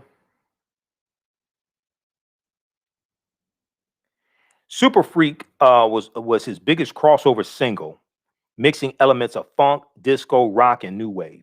Rick James was also known for his soulful ballads such as Fire and Desire and Ebony Eyes. And I'm not sure how many babies were conceived listening to Rick James music, right? In addition, Rick James also had a successful career as a songwriter and producer for other artists, including Tina Marie, the Mary Jane Girls, the Temptations, Eddie Murphy, and Smokey Robinson. Okay, now, how many of y'all remember Eddie Murphy? My girl wants to party all the time.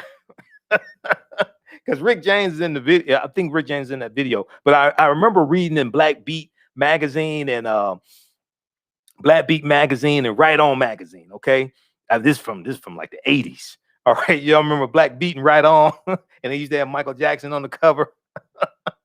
But I remember reading in Black Beat and Right On magazine that Eddie Murphy was going to come out with an album, and I remember seeing him in the studio with Rick James. And he comes out with My Girl Wants to Party All the Time. Go watch that. It's probably on YouTube. It's a hilarious song. But then he came out with a song after that. Okay, so My Girl Wants to Party All the Time was a pretty big hit for Eddie Murphy. All right. And Eddie Murphy still does music. He plays guitar. He performs like reggae music. His follow-up song to My Girl Wants to Party All the Time, it was called Put Your Mouth on Me. Okay. Go research that one also. But I remember seeing I remember seeing the videos for that. Okay. And let me see, what year was that? My Girl Wants to Party All the Time. Because I'm trying to remember, did they show that on Saturday? I think they showed some of those on Friday night videos. Okay. Let me see, what year was that? My Girl Wants to Party All the Time. Because Friday night video showed all those videos on NBC. It came on 11:30 p.m. and it went off 1 a.m. Saturday morning. Friday night videos on NBC. And all those videos they showed. So Friday night, so in the 80s, Friday night, you had Miami Vice at 10 p.m. Then your local news came on. Then 11:30 p.m. Eastern Standard Time was Friday night video. So each week they had a different host. It was one of the stars of one of the shows on NBC that hosted it. They have some episodes of Friday night videos on YouTube. I'm going to watch them. One week you had Malcolm Jamal Warner and Tempest Bledsoe who hosted. They were on the Cosby Show. Another week you had Alf. Remember Alf? Alien Life Form. You remember Alf, the TV show Alf from the 80s? One week he hosted. So each week you had a different star or co-star of an NBC show that hosted Friday night videos. And let me see. Okay, I want to see what year was My Girl Wants to Party All the Time. Because I can't remember if they showed that on Friday night videos or not. 1985. Yeah, they showed that on Friday night videos. They showed that, and his follow-up song was Put Your Mouth on Me. That was another one. Okay, so they showed all that stuff. Yeah, this is how Holly said, this is how I saw videos. Because I ain't had cable. We ain't had cable back then. We saw videos on Friday night videos. And then also there was a video show that came on 4 p.m. Monday through Friday. Like when you got out of school, there was a video show. It was local in Detroit. They showed videos. That's how I got to see Duran Duran, Rio and Hungry Like the Wolf and things like this. But Friday night videos was the show. Okay. Let's continue. But that stuff's on YouTube. You can go watch it. All right. Okay, let's continue here. Okay, so Rick James also wrote for Smokey Robinson as well. So Rick James was a prolific songwriter. Okay, he didn't just play musical instruments, he didn't just sing and perform, he was a songwriter as well. Now, the Mary Jane Girls, they had songs like In My House, and they were a trio. It was four of them. Yeah, it's four of them, Mary Jane Girls. I met Candy, of the Mary Jane Girls, back in, I think it was about 2010. I was working at Sprint retail corporate store, and she came in, and she needed, I think, upgrade her phone or something. So we're working on it for her, and she starts showing us pictures. She starts talking about Rick James and being in the studio with Rick James, something like that. And I'm looking at it. I'm like, okay, yeah, I knew entertainers. I used to work at radio even before working at Sprint, so I met celebrities, things like this. So I'm like, okay, and then so she starts showing pictures of her in the studio with Rick James from the '80s, and I'm looking at her today, and I'm looking at the pictures. I'm like, that's her. She looks younger. She still looked good then, but she was younger. I'm like, that's her. And she told me, she said she was with the Mary Jane Girls, right? And she was doing backup singing then, back in like 2010. She was doing backup singing, what have you. So then we started talking, about Rick James and all this stuff. So, yeah. So she still looked good then. Anyway, so let's move on. All right. So Rick James' mainstream success had peaked by the release of his album Glow in 1985 and his appearance on the popular TV show The A-Team. How many people remember Rick James on The A-Team with Mr. T? I Pity the Fool. Okay. Rick James' subsequent releases failed to sell as well as their predecessors. Rapper MC Hammer sampled Rick James' Super Freak for his 1990 hit You Can't Touch This, which was one of the most successful hip-hop songs of all time. You Can't Touch This. And Rick James became the 1991 recipient of a Best R&B Song Grammy for composing the song for composing the song. Okay, so rest in peace, Rick James, who was born February 1st, 1948, passed away August 6, 2004. And I remember when he came back, I remember when he went into rehab and came back, came back and started recording again. And this was like the 80s or something like that. But it was a video, and it was a music video. And at the beginning of the music video, he takes a bottle of alcohol and throws it at the wall or something, and it breaks. And it was because he was battling alcoholism, things like this, drug addiction, what have you. So happy birthday to Rick James, born February 1st, 1948, passed away August 6, 2004. All right. And then, okay, we got Garrett Morris, Sherman Hemsley, and Rick James. Yeah, and that's enough for the birthday shout outs today. The rest will have to wait till tomorrow. Okay.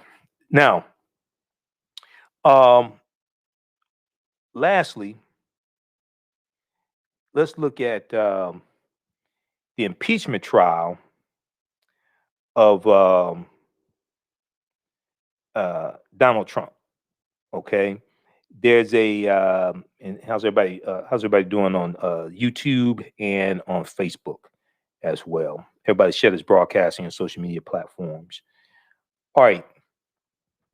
NBC News, Washington Post also has an article dealing with this. Trump's responsibility for Capitol riot unmistakable, House Democrats say in impeachment brief. And let's look at this here. I'm going to try to pull up these clips. Just bear with me here.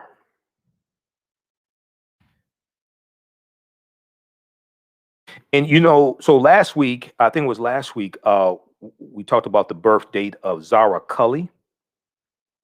Zara Cully was Mother Jefferson on the Jeffersons. If you missed that, go back and watch one of those episodes last week. Zara Cully died in 1978, Mother Jefferson. She was born in 1892. Zara Cully, Mother Jefferson on the Jeffersons, was born 3 years before Frederick Douglass died. Frederick Douglass, the former slave abolitionist. So Frederick Douglass died in 1895. She was born 3 years before Frederick Douglass died. She was born 27 years after the Civil War and slavery ended. So the Jeffersons is a historic show for a number of reasons. But let's look at this last story here. So House impeachment managers filed the memorandum on Tuesday for the Senate impeachment trial, the second Senate impeachment trial for the worst president in the history of the United States, Donald John Trump, laying out in the clearest terms yet why they believe Trump committed impeachable offenses and must be barred from running for office ever again. And if they take that second vote and bar him from running for office again, he will lose his $1 million presidential office budget. He would lose like the travel expenses that he gets, all these things. He would lose the $200,000 pension that he gets as being a former president. So personally, he should lose all that. Okay, he doesn't. When you try to incite an insurrection to overthrow the government, you shouldn't get any more government funding. Personally, I think he should lose the Secret Service detail, but that's just me. He should have to pay for it himself. You're a billionaire, you pay for that yourself. Okay, let's see here. Let's go back to this article here. All right, so in the brief released Tuesday morning, the managers led by Representative Jamie Raskin, Democrat of Maryland, who is a former constitutional law professor. He's an expert on the U.S. Constitution. In the brief release Tuesday morning, the managers argue that Trump was personally responsible for the riot at the Capitol on January 6th. They argue that Trump was personally responsible for the riot at the Capitol on January 6th.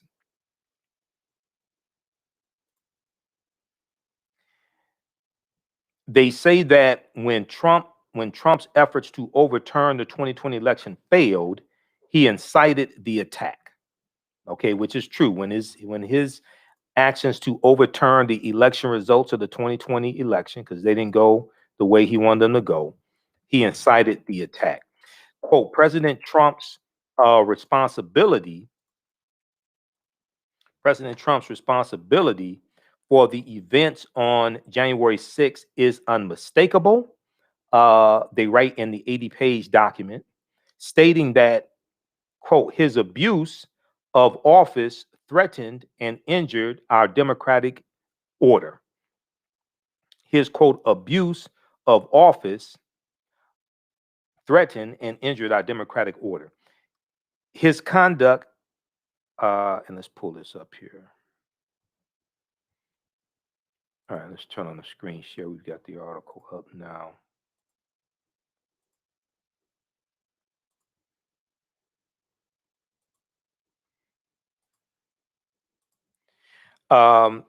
His conduct endangered the life of every single member of Congress, jeopardized the peaceful transition of power and line of succession, and compromised our national security, the brief says.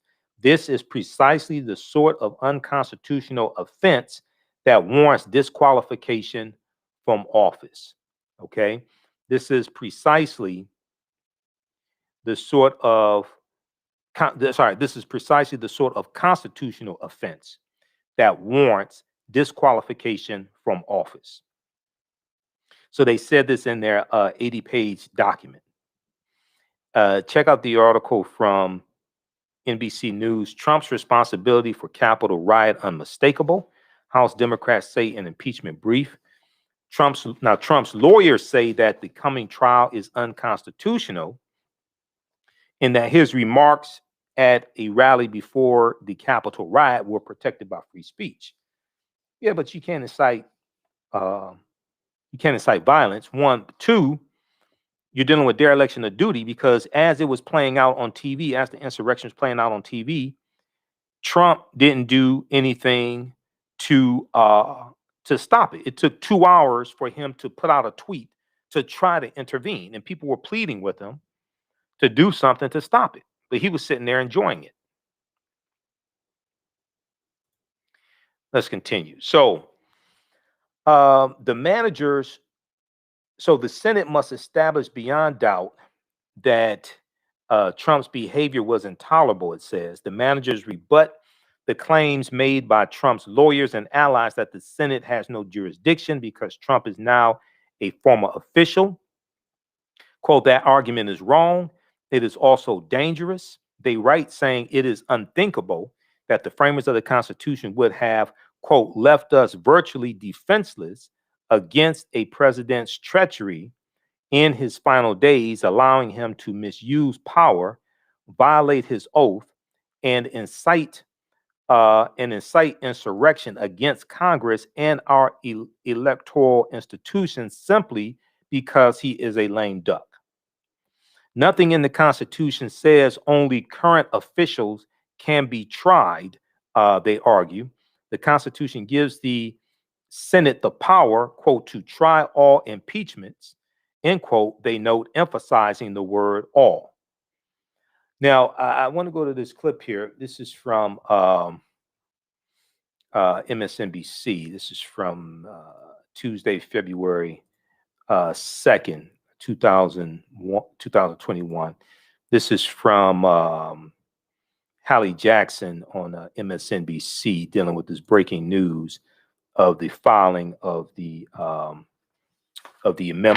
memo from the House managers. House managers have filed their brief ahead of the Senate trial for President Trump. They assert that he bears unmistakable responsibility for his role in inciting the Capitol riot, and argue the proceedings are entirely constitutional. Let's go to this clip. We are coming on the air this morning with breaking news from Capitol Hill. Our first look at just how House impeachment managers plan to prosecute their case against Donald Trump, set to file their pretrial brief, and we are now getting a look at it just seconds ago. This is all ahead of next week's historic second Senate trial, and we now have a better sense of what their argument will be. A point-by-point case that Trump is responsible for inciting the deadly insurrection at the Capitol, and that his responsibility for those events is unmistakable. Those managers taking direct aim at what I'm told will be one of the key arguments by the former president's team. That defense team also rushing to meet their own filing deadline today. My new reporting on how they're going to convince senators, or try to acquit Donald Trump again. Good morning. I'm Hallie Jackson in Washington, along with our NBC News team covering this. Garrett Haake on Capitol Hill, Shannon Pettypiece outside the White House. We're also joined by former federal prosecutor and MSNBC legal analyst Paul Butler. Garrett, let me go to you.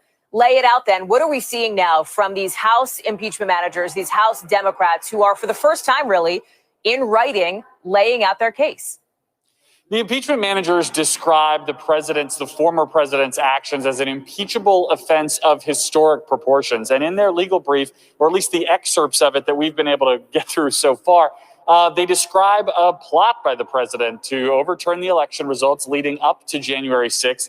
And then they describe the president aiming the mob down Pennsylvania Avenue like a loaded cannon. They also spend a significant amount of time defending the constitutionality of this impeachment effort altogether, essentially a rebuttal to what they suspect will be the Trump team's primary argument in his defense, that this is somehow outside the scope of what the House and Senate should be doing.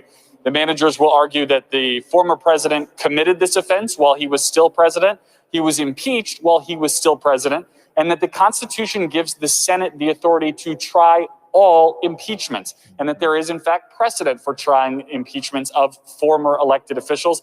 So they start to lay out the evidentiary argument and really spend a significant amount of time and energy focusing on the fact that this is right and proper and indeed a necessary impeachment trial to go forward with here, despite the protestations of the former president and his allies. Okay, so that is from MSNBC. That's from Hallie Jackson's show on MSNBC, February 2nd, 2021. House impeachment managers file brief for Trump's trial. All right, so we're going to post a link here. You can watch that clip. And okay, Rhonda said, I thought he was supposed to be for law and order. Yeah, this is this is the most corrupt law and order president I've ever seen. He only wants law and order when it doesn't apply to him, when it applies to other people. He doesn't want law and order when it applies to him. Okay, lastly, I want to go to this other clip here. This is Trump legal team calls on Senate to dismiss impeachment trial. Also, this is from February 2nd as well. This is from Andrea Mitchell's show. Former President Trump's legal team has filed their pre-trial brief calling on the Senate to dismiss the article of impeachment and questioning if the proceeding is constitutional. Now, notice, they're not saying, from what I see, they're not saying he didn't, they're not saying he's innocent. Okay, they're saying what he said was covered under free speech. Okay, they're not necessarily saying he didn't riot, from what I see. They're saying, well, what he said is covered under free speech, and this whole proceeding is unconstitutional. He ain't doing anything. Trial. Former President Donald Trump has just released his answer. His lawyers have to the articles of his second Senate impeachment trial. Former President Donald Trump has just released his answer. His lawyers have to the articles of impeachment, which were delivered to the Senate. NBC News Chief White House Correspondent Peter Alexander joins us now, and Joyce Vance, the former U.S. Attorney from Alabama. Peter, I know you've got it. You just sent me my copy. I've been thumbing through it as I can, but you've been reading through it carefully. Andrew, this is as expected, they are objecting on a constitutional basis, first and foremost. Yeah, you're exactly right. This is the 14-page document, that pre-trial filing that was due at noon today. We've just now received it from the office of the former president, Donald Trump. And it boils down to a couple arguments they're making, calling on members of the Senate to dismiss this case, to acquit him of this impeachment, insurrection, the incitement of an insurrection. It says, among other things, that it should be dismissed as moot and in violation of the Constitution because the Senate, they say in the filing, lacks jurisdiction to remove from office a man who does not hold office. So this breaks down to a couple different things. One, the constitutionality claim, the claim that it's not constitutional for a former president to be impeached since they're no longer in office. Two, on top of that, they say that the president's speech on January 6th, the incitement of insurrection as claimed by the House impeachment managers, was protected by free speech. The president was allowed to say what he said there because it was protected by the First Amendment. And finally, they say that the House article of impeachment is improperly drafted here. So those are the biggest three takeaways in this 14-page document. It follows up on that 80-page pretrial filing that we saw from the Democrats, where they say, among other things, there should be no January exception. In other words, the president should be held accountable for his actions from when he takes office till when he departs from office, suggesting that this taking place on January 6th makes that the case. They make the constitutional argument as well. And they draw a direct line, the Democrat impeachment managers do, between the president and the riot, saying that the president was singularly responsible for the riot that took place that day, Andrea.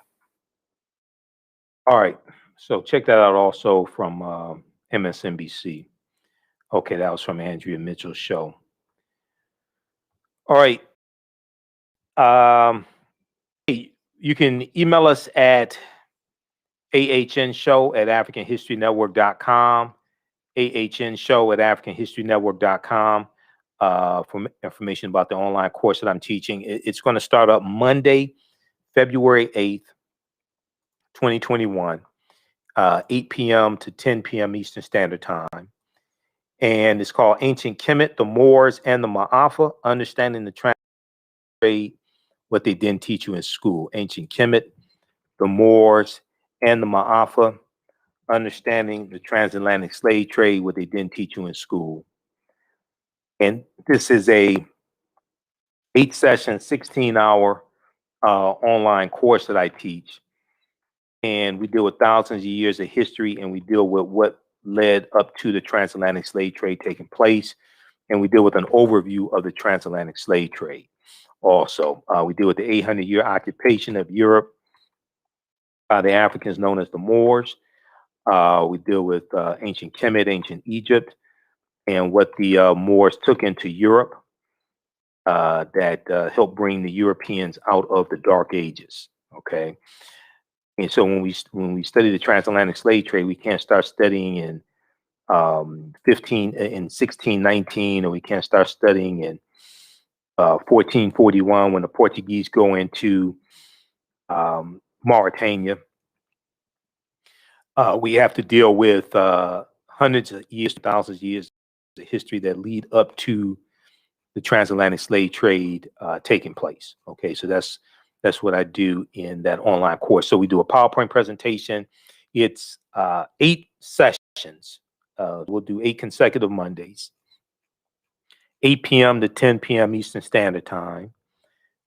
Email us at ahnshow@africanhistorynetwork.com for more information. ahnshow@africanhistorynetwork.com for more information. And we do the show live. You can watch from around the world. You can watch it over and over again because the shows are archived also. You can ask questions in class. So it's a visual. I do a PowerPoint presentation. And we have book references, video clips, things like that. And I'm going to also post a link here because we have the information at our website, AfricanHistoryNetwork.com, and I'm going to post this link. This is the link. This is to the class that I taught in 2019, but you can register for it and you can go and watch the classes that are already archived, and then we'll automatically enroll you into the new course offering also. So the class is regularly $130. It's on sale $80. All right, and you can watch it as many times as you want to. Okay, so that's Ancient Kemet, the Moors, and the Ma'afa, Understanding the Transatlantic Slave Trade, what they didn't teach you in school. Also, the 15 DVD bundle pack that has 15 of my lectures, the Black History Month bundle pack, that is on sale right now. It's a 15 DVD bundle, and it has it's on sale $100. Okay, and it has 15 of my lectures, and includes one where I deal with the history of African American History Month, Black History Month. It also has a number of different presentations. It has Black Migration 1619 to 2019, Understanding the Transatlantic Slave Trade, what they didn't teach you in school. So all that's available in the that's the Michael Imhotep Black History Month DVD bundle pack. We're going to post that link here right now. And then we also have the Africans Who Were Here Before Columbus, the Africans Who Were Here Before Columbus DVD bundle pack. Also, it's an 8 DVD bundle pack. And It includes a double lecture I did with Dr. David M. Hotep, who wrote the book, The First Americans Were Africans, Documented Evidence. It also includes a double lecture I did with Professor Kaba Hiawatha Kamene. And so the one with Professor Kaba, we deal with the ancient African presence in the Americas. Ancient African presence in the Americas.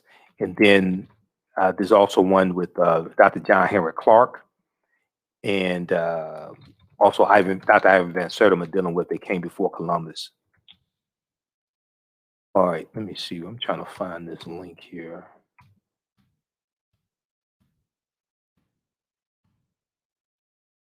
Okay, so that's also available at AfricanHistoryNetwork.com, the Africans who were here before Columbus.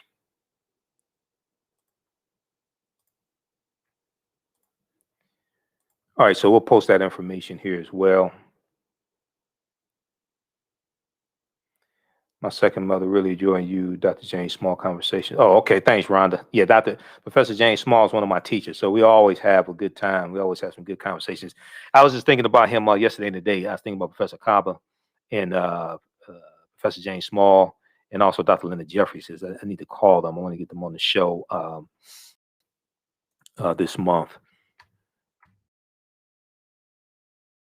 Okay, so here's the link to the 15 DVD bundle pack, the Michael M. Hotep Black History Month bundle pack. All right, so we have that.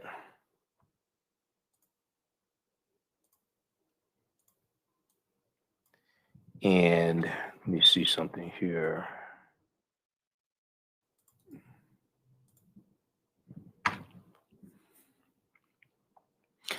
So that's on sale, $100. It's a 15 DVD bundle pack. Let's turn on the screen share quickly here. This is right in time for African American History Month. We also have a lot of digital downloads at our website, AfricanHistoryNetwork.com. So this also helps us to keep doing the research down there, keep broadcasting as well. Let's see.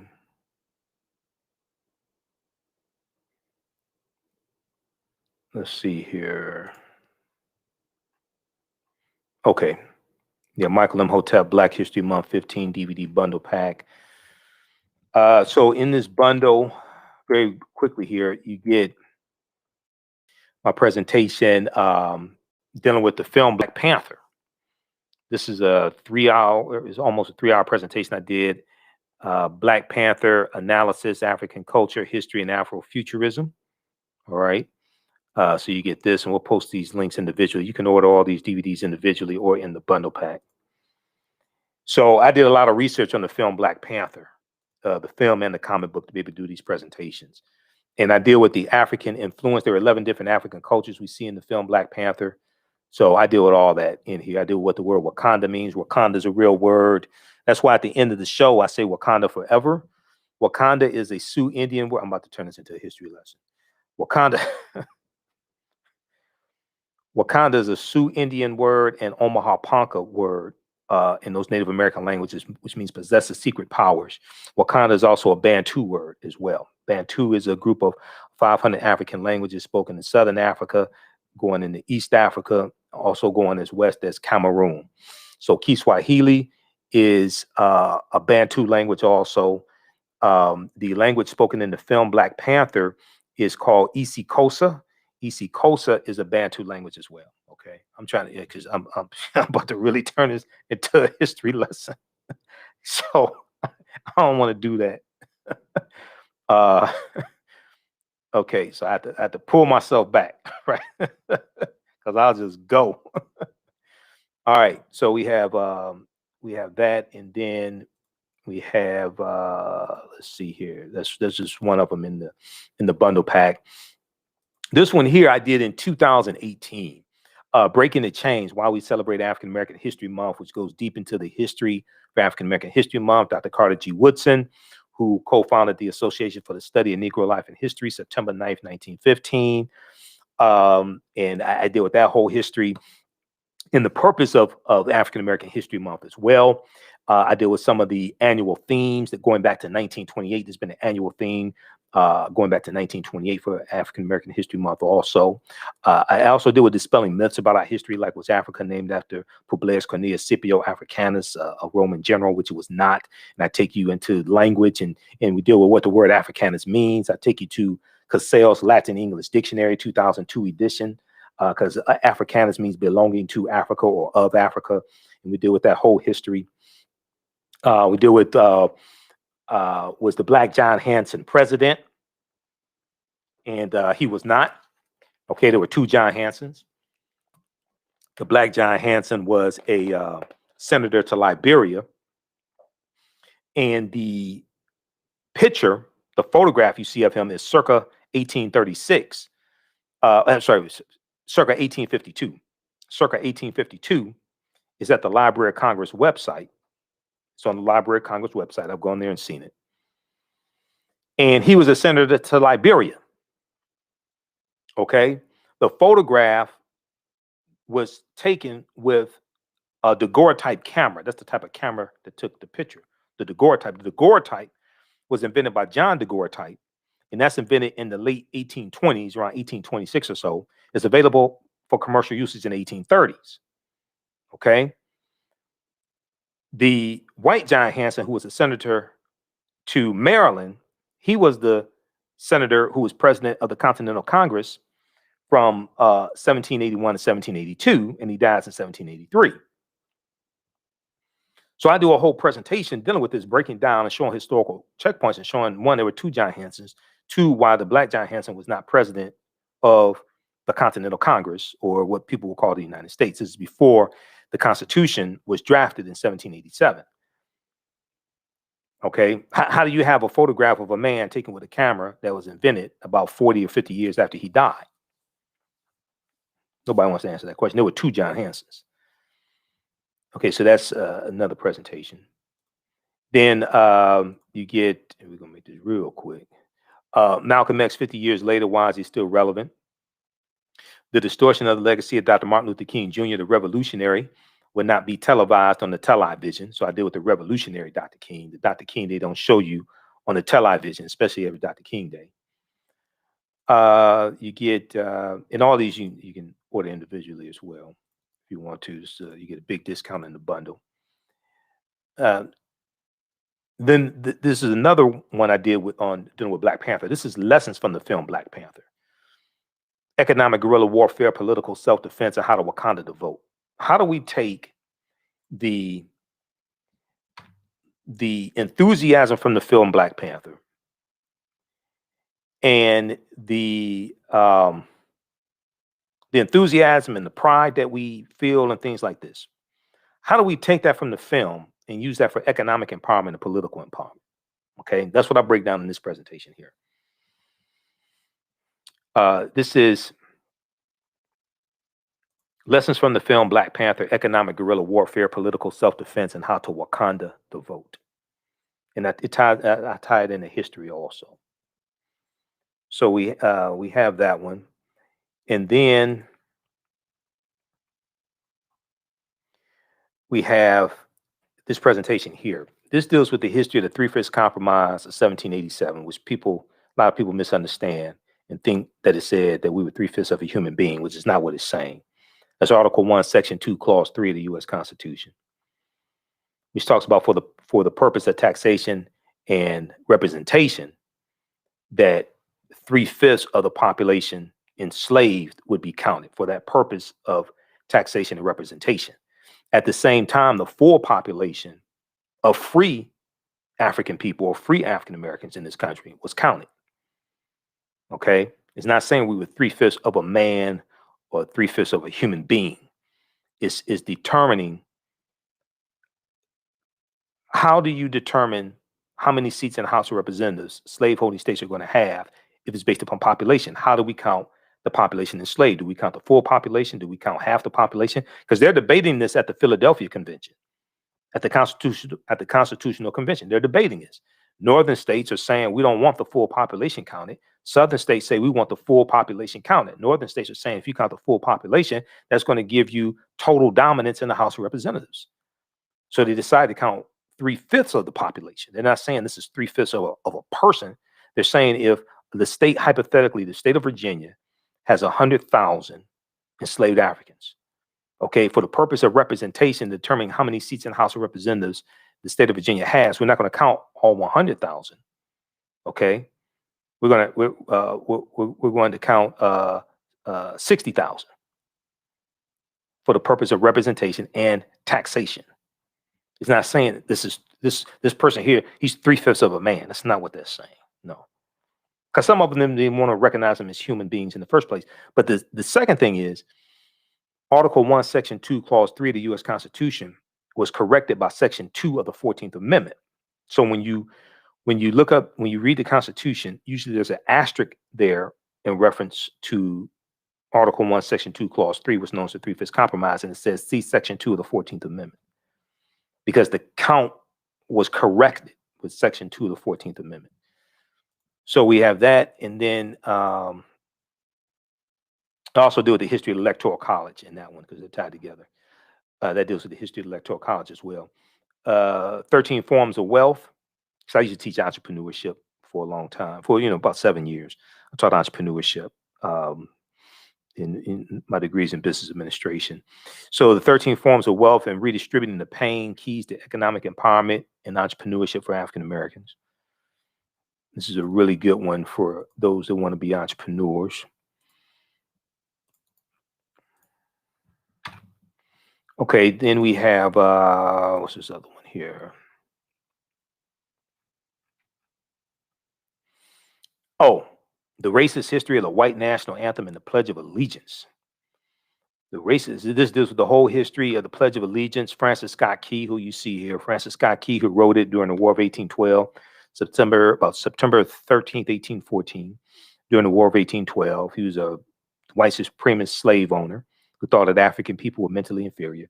So I deal with the whole history of the national anthem, which I call the white national anthem, because it was written by white people, for white people, about white people largely.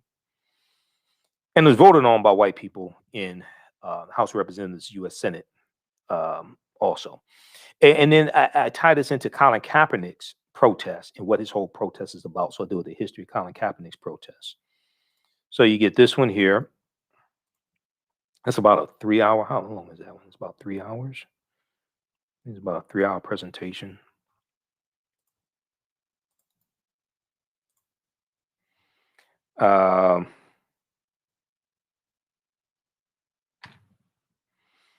So, okay, you get that one, and then this one here. This is a double lecture I did with Dr. David M. Hotep, who wrote the book, The First Americans Were Africans, Documented Evidence. We did this back in 2013 here in Detroit. So you get this double lecture as well. That's also in the bundle pack, The Africans Who Were Here Before Columbus.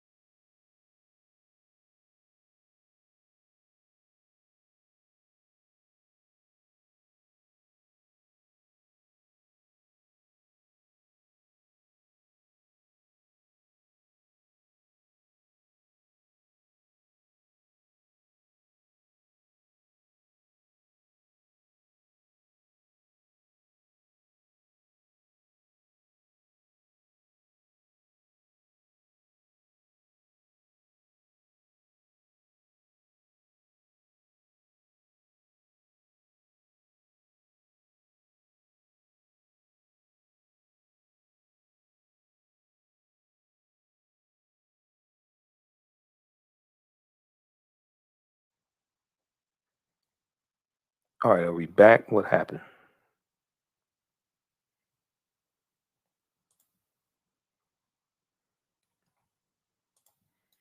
Okay, we should still be here.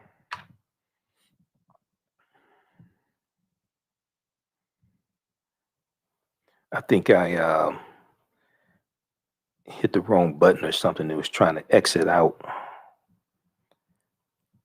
But in redistributing the pain, it deals with documented examples of different types of economic withdrawal strategies we have had throughout history. Okay, redistributing the pain. And I show you what the results were. Because a lot of times people talk about economic boycotts and things like this, but don't exactly talk about successes we've had with that. They talk about the Montgomery bus boycott, but really don't understand the Montgomery bus boycott because I don't know if you saw this picture before, but that's myself and Dr. Claude Anderson. I was at a lecture that he did, and I've interviewed him a number of times. You can see that on our YouTube channel, Blog Talk Radio. You can just Google his name and my name. I brought that in 2016 when I used to guest host Roland Martin's nationally syndicated radio show. I brought Dr. Claude Anderson on Roland Martin's nationally syndicated radio show. Now, people who've been following me for a long time know this. Other people don't know this, but you know, there's a lot I've done I just don't talk about. So the Montgomery bus boycott, that's not what ended segregation on the buses. It was the lawsuit of Browder versus Gale filed February 1st, 1956. That's what actually ended segregation on the buses. The Montgomery bus boycott was necessary because it put pressure on them. Okay. But that's not what ended segregation on the buses.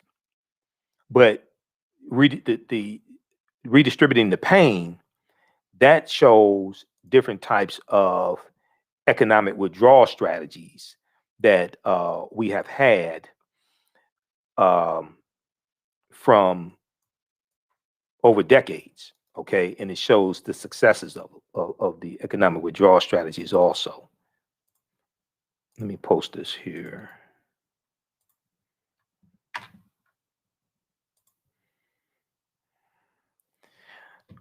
All right. So then we have this presentation, The Light of Ancient Egypt Awakens the African Mind to Economic Empowerment. The Light of Ancient Egypt Awakens the African Mind to Economic Empowerment. It's from February 25th, 2017. I did this up in Lansing, Michigan. Okay. And in this presentation, we discuss examples of economic empowerment, the Black Bank movement, as well as a brief history of African American History Month. So this is where, and we tie all this into ancient Kemet, ancient Egypt as well. So this is a really good presentation.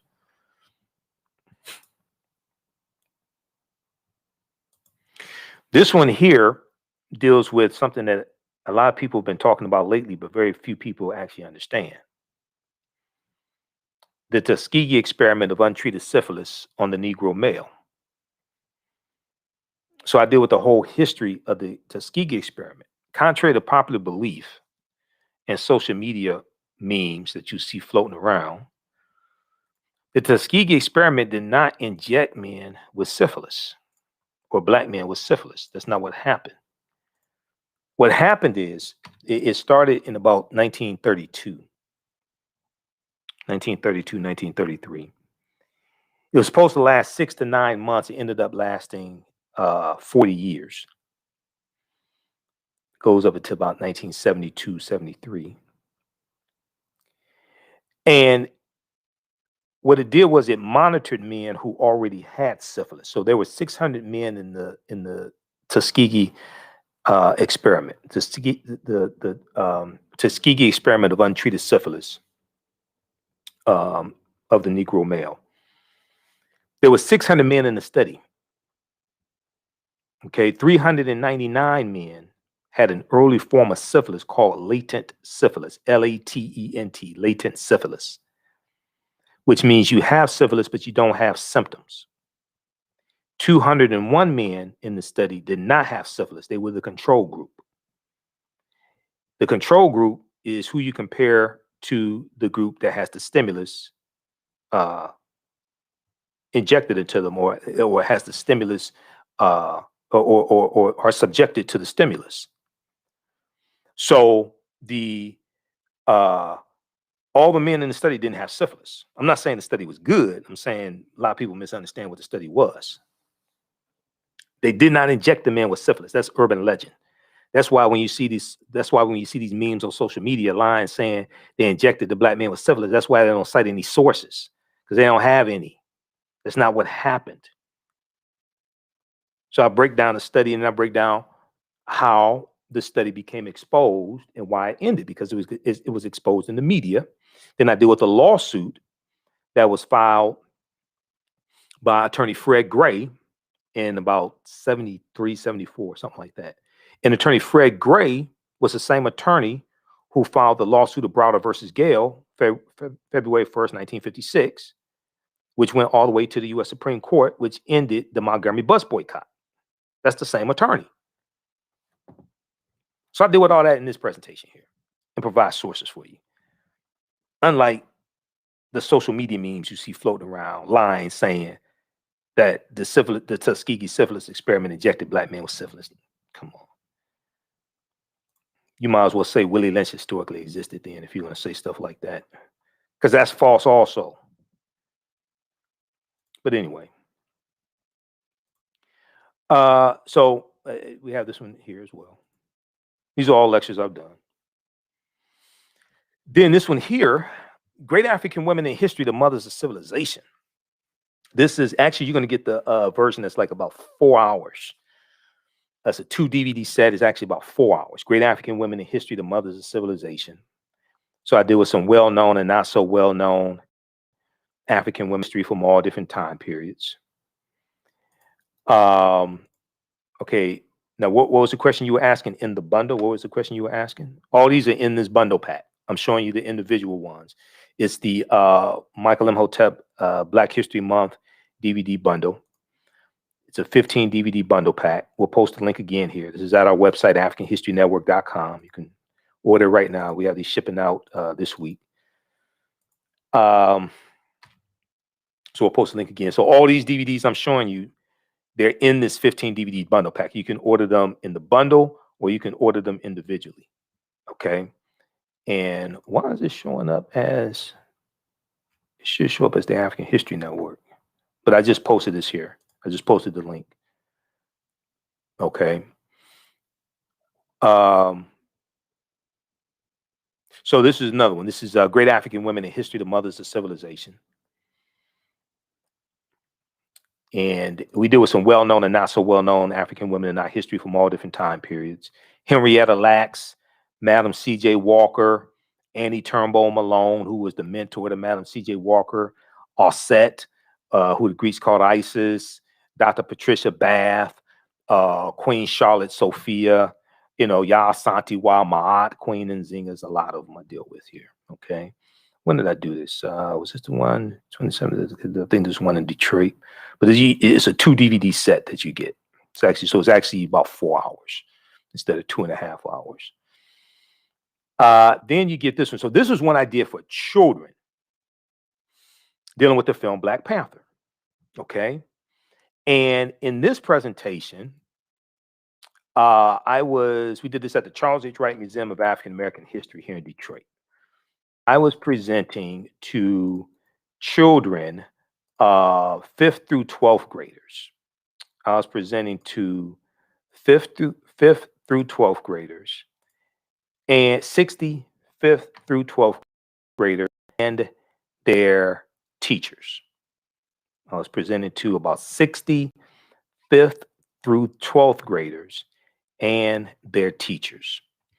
So what I'm doing here, I'm doing a PowerPoint presentation, and I'm going through different themes from the film Black Panther and showing how this relates to African history and African culture. And I'm showing the teachers how they can use these different themes to teach African history, real African history. And we talk about, for instance, in the Hong Kong scene, the color scheme of the outfits of T'Challa, uh, Lupita Nyong'o's character, and then General Okoye, is red, black, and green. T'Challa's wearing black. Lupita Nyong'o, she's wearing green, and General Okoye is wearing red.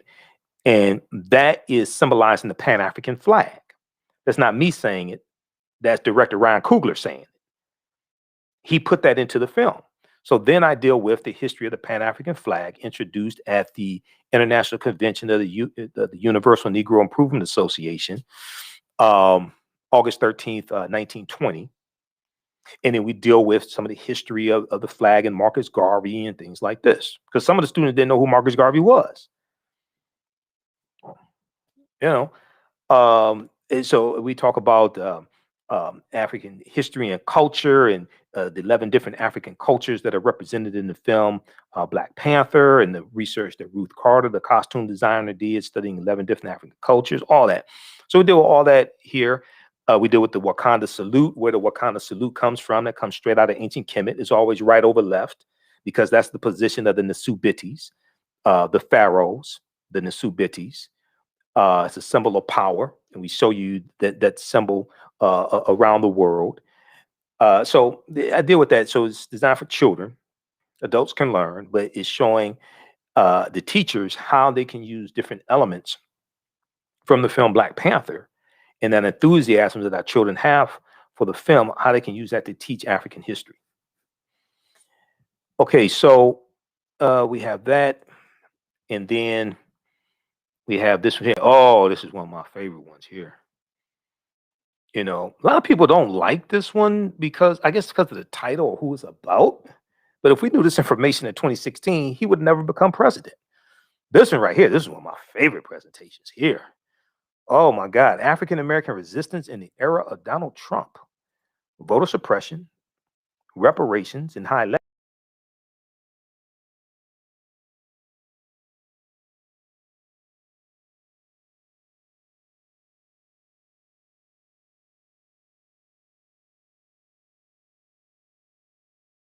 In 68, who ran on the backlash to the civil rights movement and on the platform of law and order. And law and order means protect white people and lock up black people. We got to get the hell out of here. But anyway,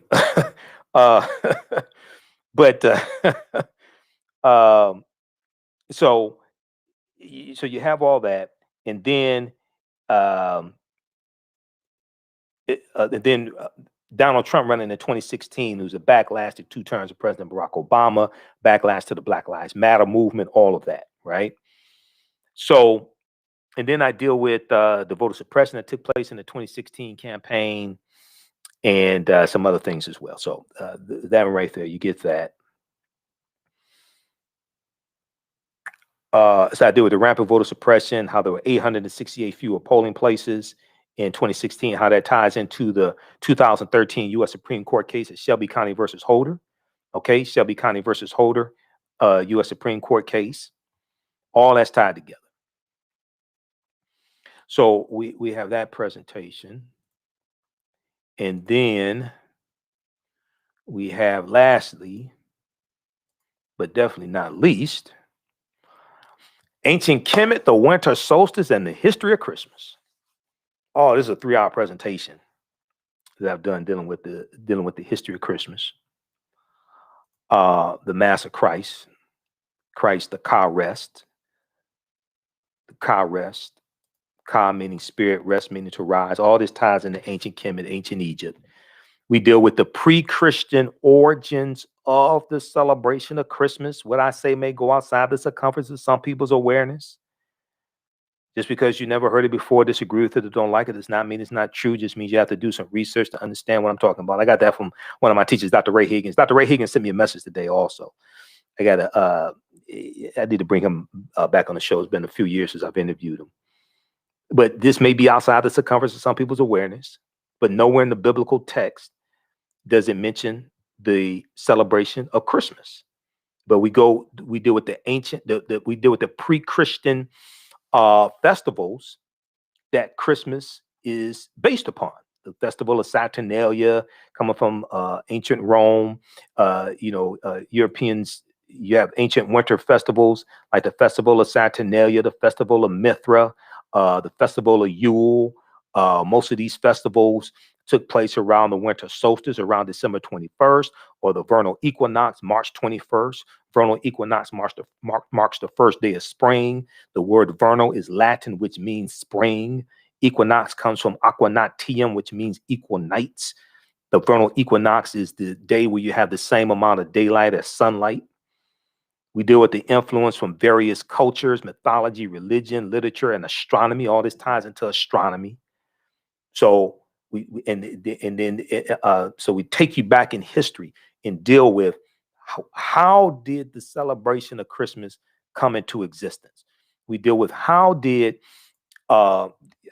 we deal with the creation of Santa Claus, coming from the mythological character of Sinterklaas, coming from the Dutch. Okay, Sinterklaas is Dutch, which means Saint Nicholas. And who was Saint Nicholas? Saint Nicholas was a real saint who was actually an African. And when you look at a lot of your early African saints, when you look at a lot of your early Christian saints, many of them were Africans. Okay, so we deal with that whole history. So this is a deep presentation. Ancient Kemet, the winter solstice, and the history of Christmas. And we deal with Asar, Aset, and Heru, who the Greeks called Osiris, Isis, and Horus, and the first Holy Trinity, and Heru or Horus being born of a virgin birth on December 25th. That what I say may go outside the circumference of some people's awareness. Just because you never heard it before, disagree with it, or don't like it, does not mean it's not true. It just means you have to do some research to understand what I'm talking about. And we're dealing with the retelling of these different stories over and over and over again, adapted to other people's cultures over thousands of years. So I reference things like you read Christianity Before Christ by Dr. John G. Jackson. You read The World 16 Crucified Saviors by Kersey Graves. Okay. All of this is tied together. You read Nile Valley Contributions to Civilization by Tony Browder. Okay. My man Browder. I sent him a message. I got to follow up with Browder. I want to get him back on the show. Nile Valley Contributions to Civilization by Tony Browder. You read Egypt on the Potomac by Tony Browder. Okay. All this history is tied together. That takes you into the history of Christmas, the Ka rest, or Christmas, and understanding the Ka rest and Christ being a title, not a name. When you read the where is it? I got all these books here. Christianity Before Christ by Dr. John G. Jackson. You can read Christianity Before Christ by Dr. John G. Jackson. Excellent, excellent book that deals with this ancient history. Okay. You can read Blacks in Religion, Volume 1 by Robin Walker, brilliant historian. Blacks in Religion, Volume 1. Okay. All this ties into history, mythology, astronomy, and you see the interchanging of mythologies and beliefs from various cultures, okay, and how they get interwoven. So we have that as well. Ancient Kemet, the winter solstice, and the history of Christmas. So that is a 15 DVD bundle pack. It is the Michael Imhotep Black History Month 15 DVD bundle pack. Your Black History Month will never be the same again. You watch this stuff here, your Black History Month ain't gonna be the same again. The African American History Month, oh no, it's not gonna be the same again. You're not gonna deal with the same 15 to 20 sanitized Negroes that we taught about every year. I'm telling you right now, okay? It's gonna be different. You watch this stuff here, you're not gonna look at African American History Month the same. They want to do presentations talk about runaway slaves, stuff like that. You're gonna say, hold on, wait a second. Our history is much deeper than that. You know, we can't just deal with runaway slaves and things like that. That history is important. That history is, but it's like, come on, you can't start our history there now. Let's be reasonable, okay? All right. So let's see here. I'm trying to see why is it. It should.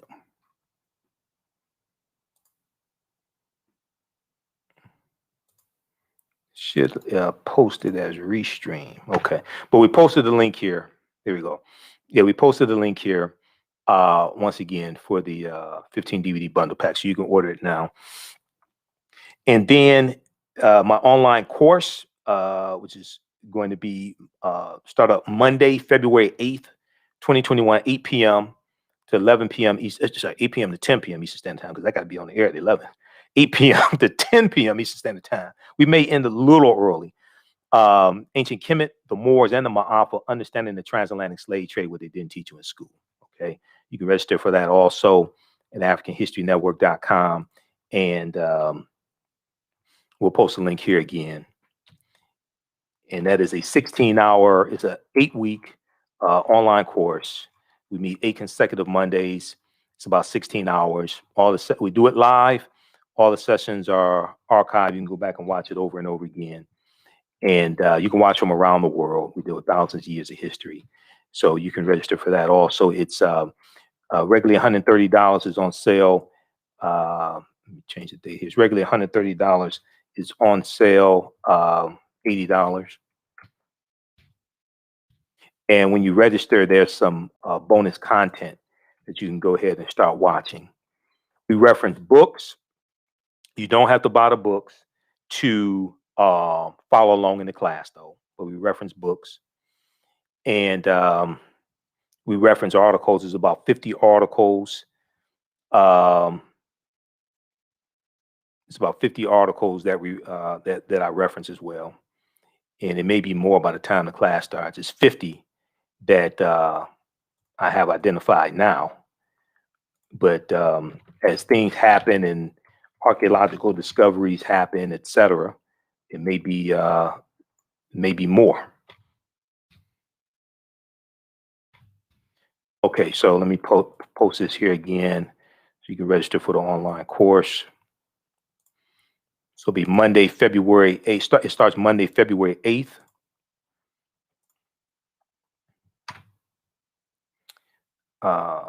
Okay. So it starts Monday, February 8th, 8 p.m. to 8 p.m. to 10 p.m. Eastern Standard Time. All right. We just posted that as well. And it's at our website, AfricanHistoryNetwork.com. All right. And we have a lot of my lectures and bundle packs on digital download also at AfricanHistoryNetwork.com. All right. Look, hey, we have to get out of here. Thanks for tuning in. Follow us on our Facebook fan page, The African History Network, The African History Network, and our YouTube channel, Michael Imhotep, IMHOTEP. Turn on notifications so you know when we go live, because everybody doesn't get our notifications for some reason. It's something I'm fighting. Everybody does not get our notifications. Turn on notifications so you know when we go live. And we broadcast live Monday through Friday, 11 p.m. to 12 midnight Eastern Standard Time. I do my radio show on 9:10 a.m. to Superstation WFDF, and we broadcast here as well.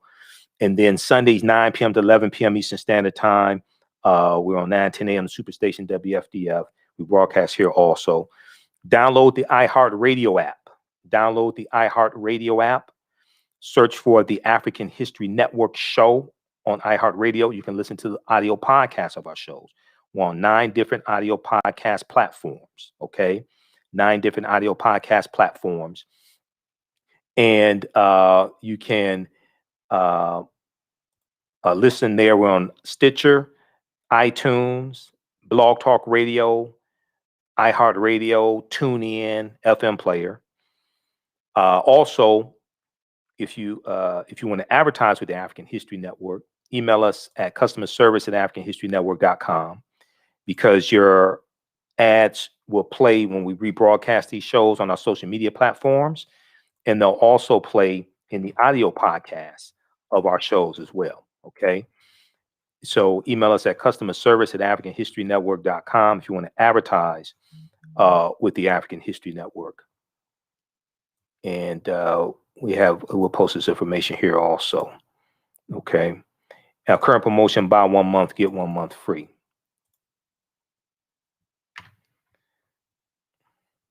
And then once again, if you want information about our online course, email us at ahnshow@africanhistorynetwork.com.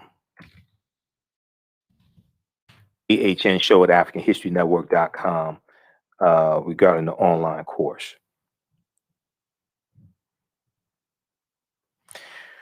Okay, look, hey, we have to get out of here. Remember, at the African History Network, we focus on educating, empowering, and inspiring people of African descent throughout the diaspora and around the world, because right knowledge corrects wrong behavior. It's not over till we win. Wakanda forever. We'll talk to you next time. Peace.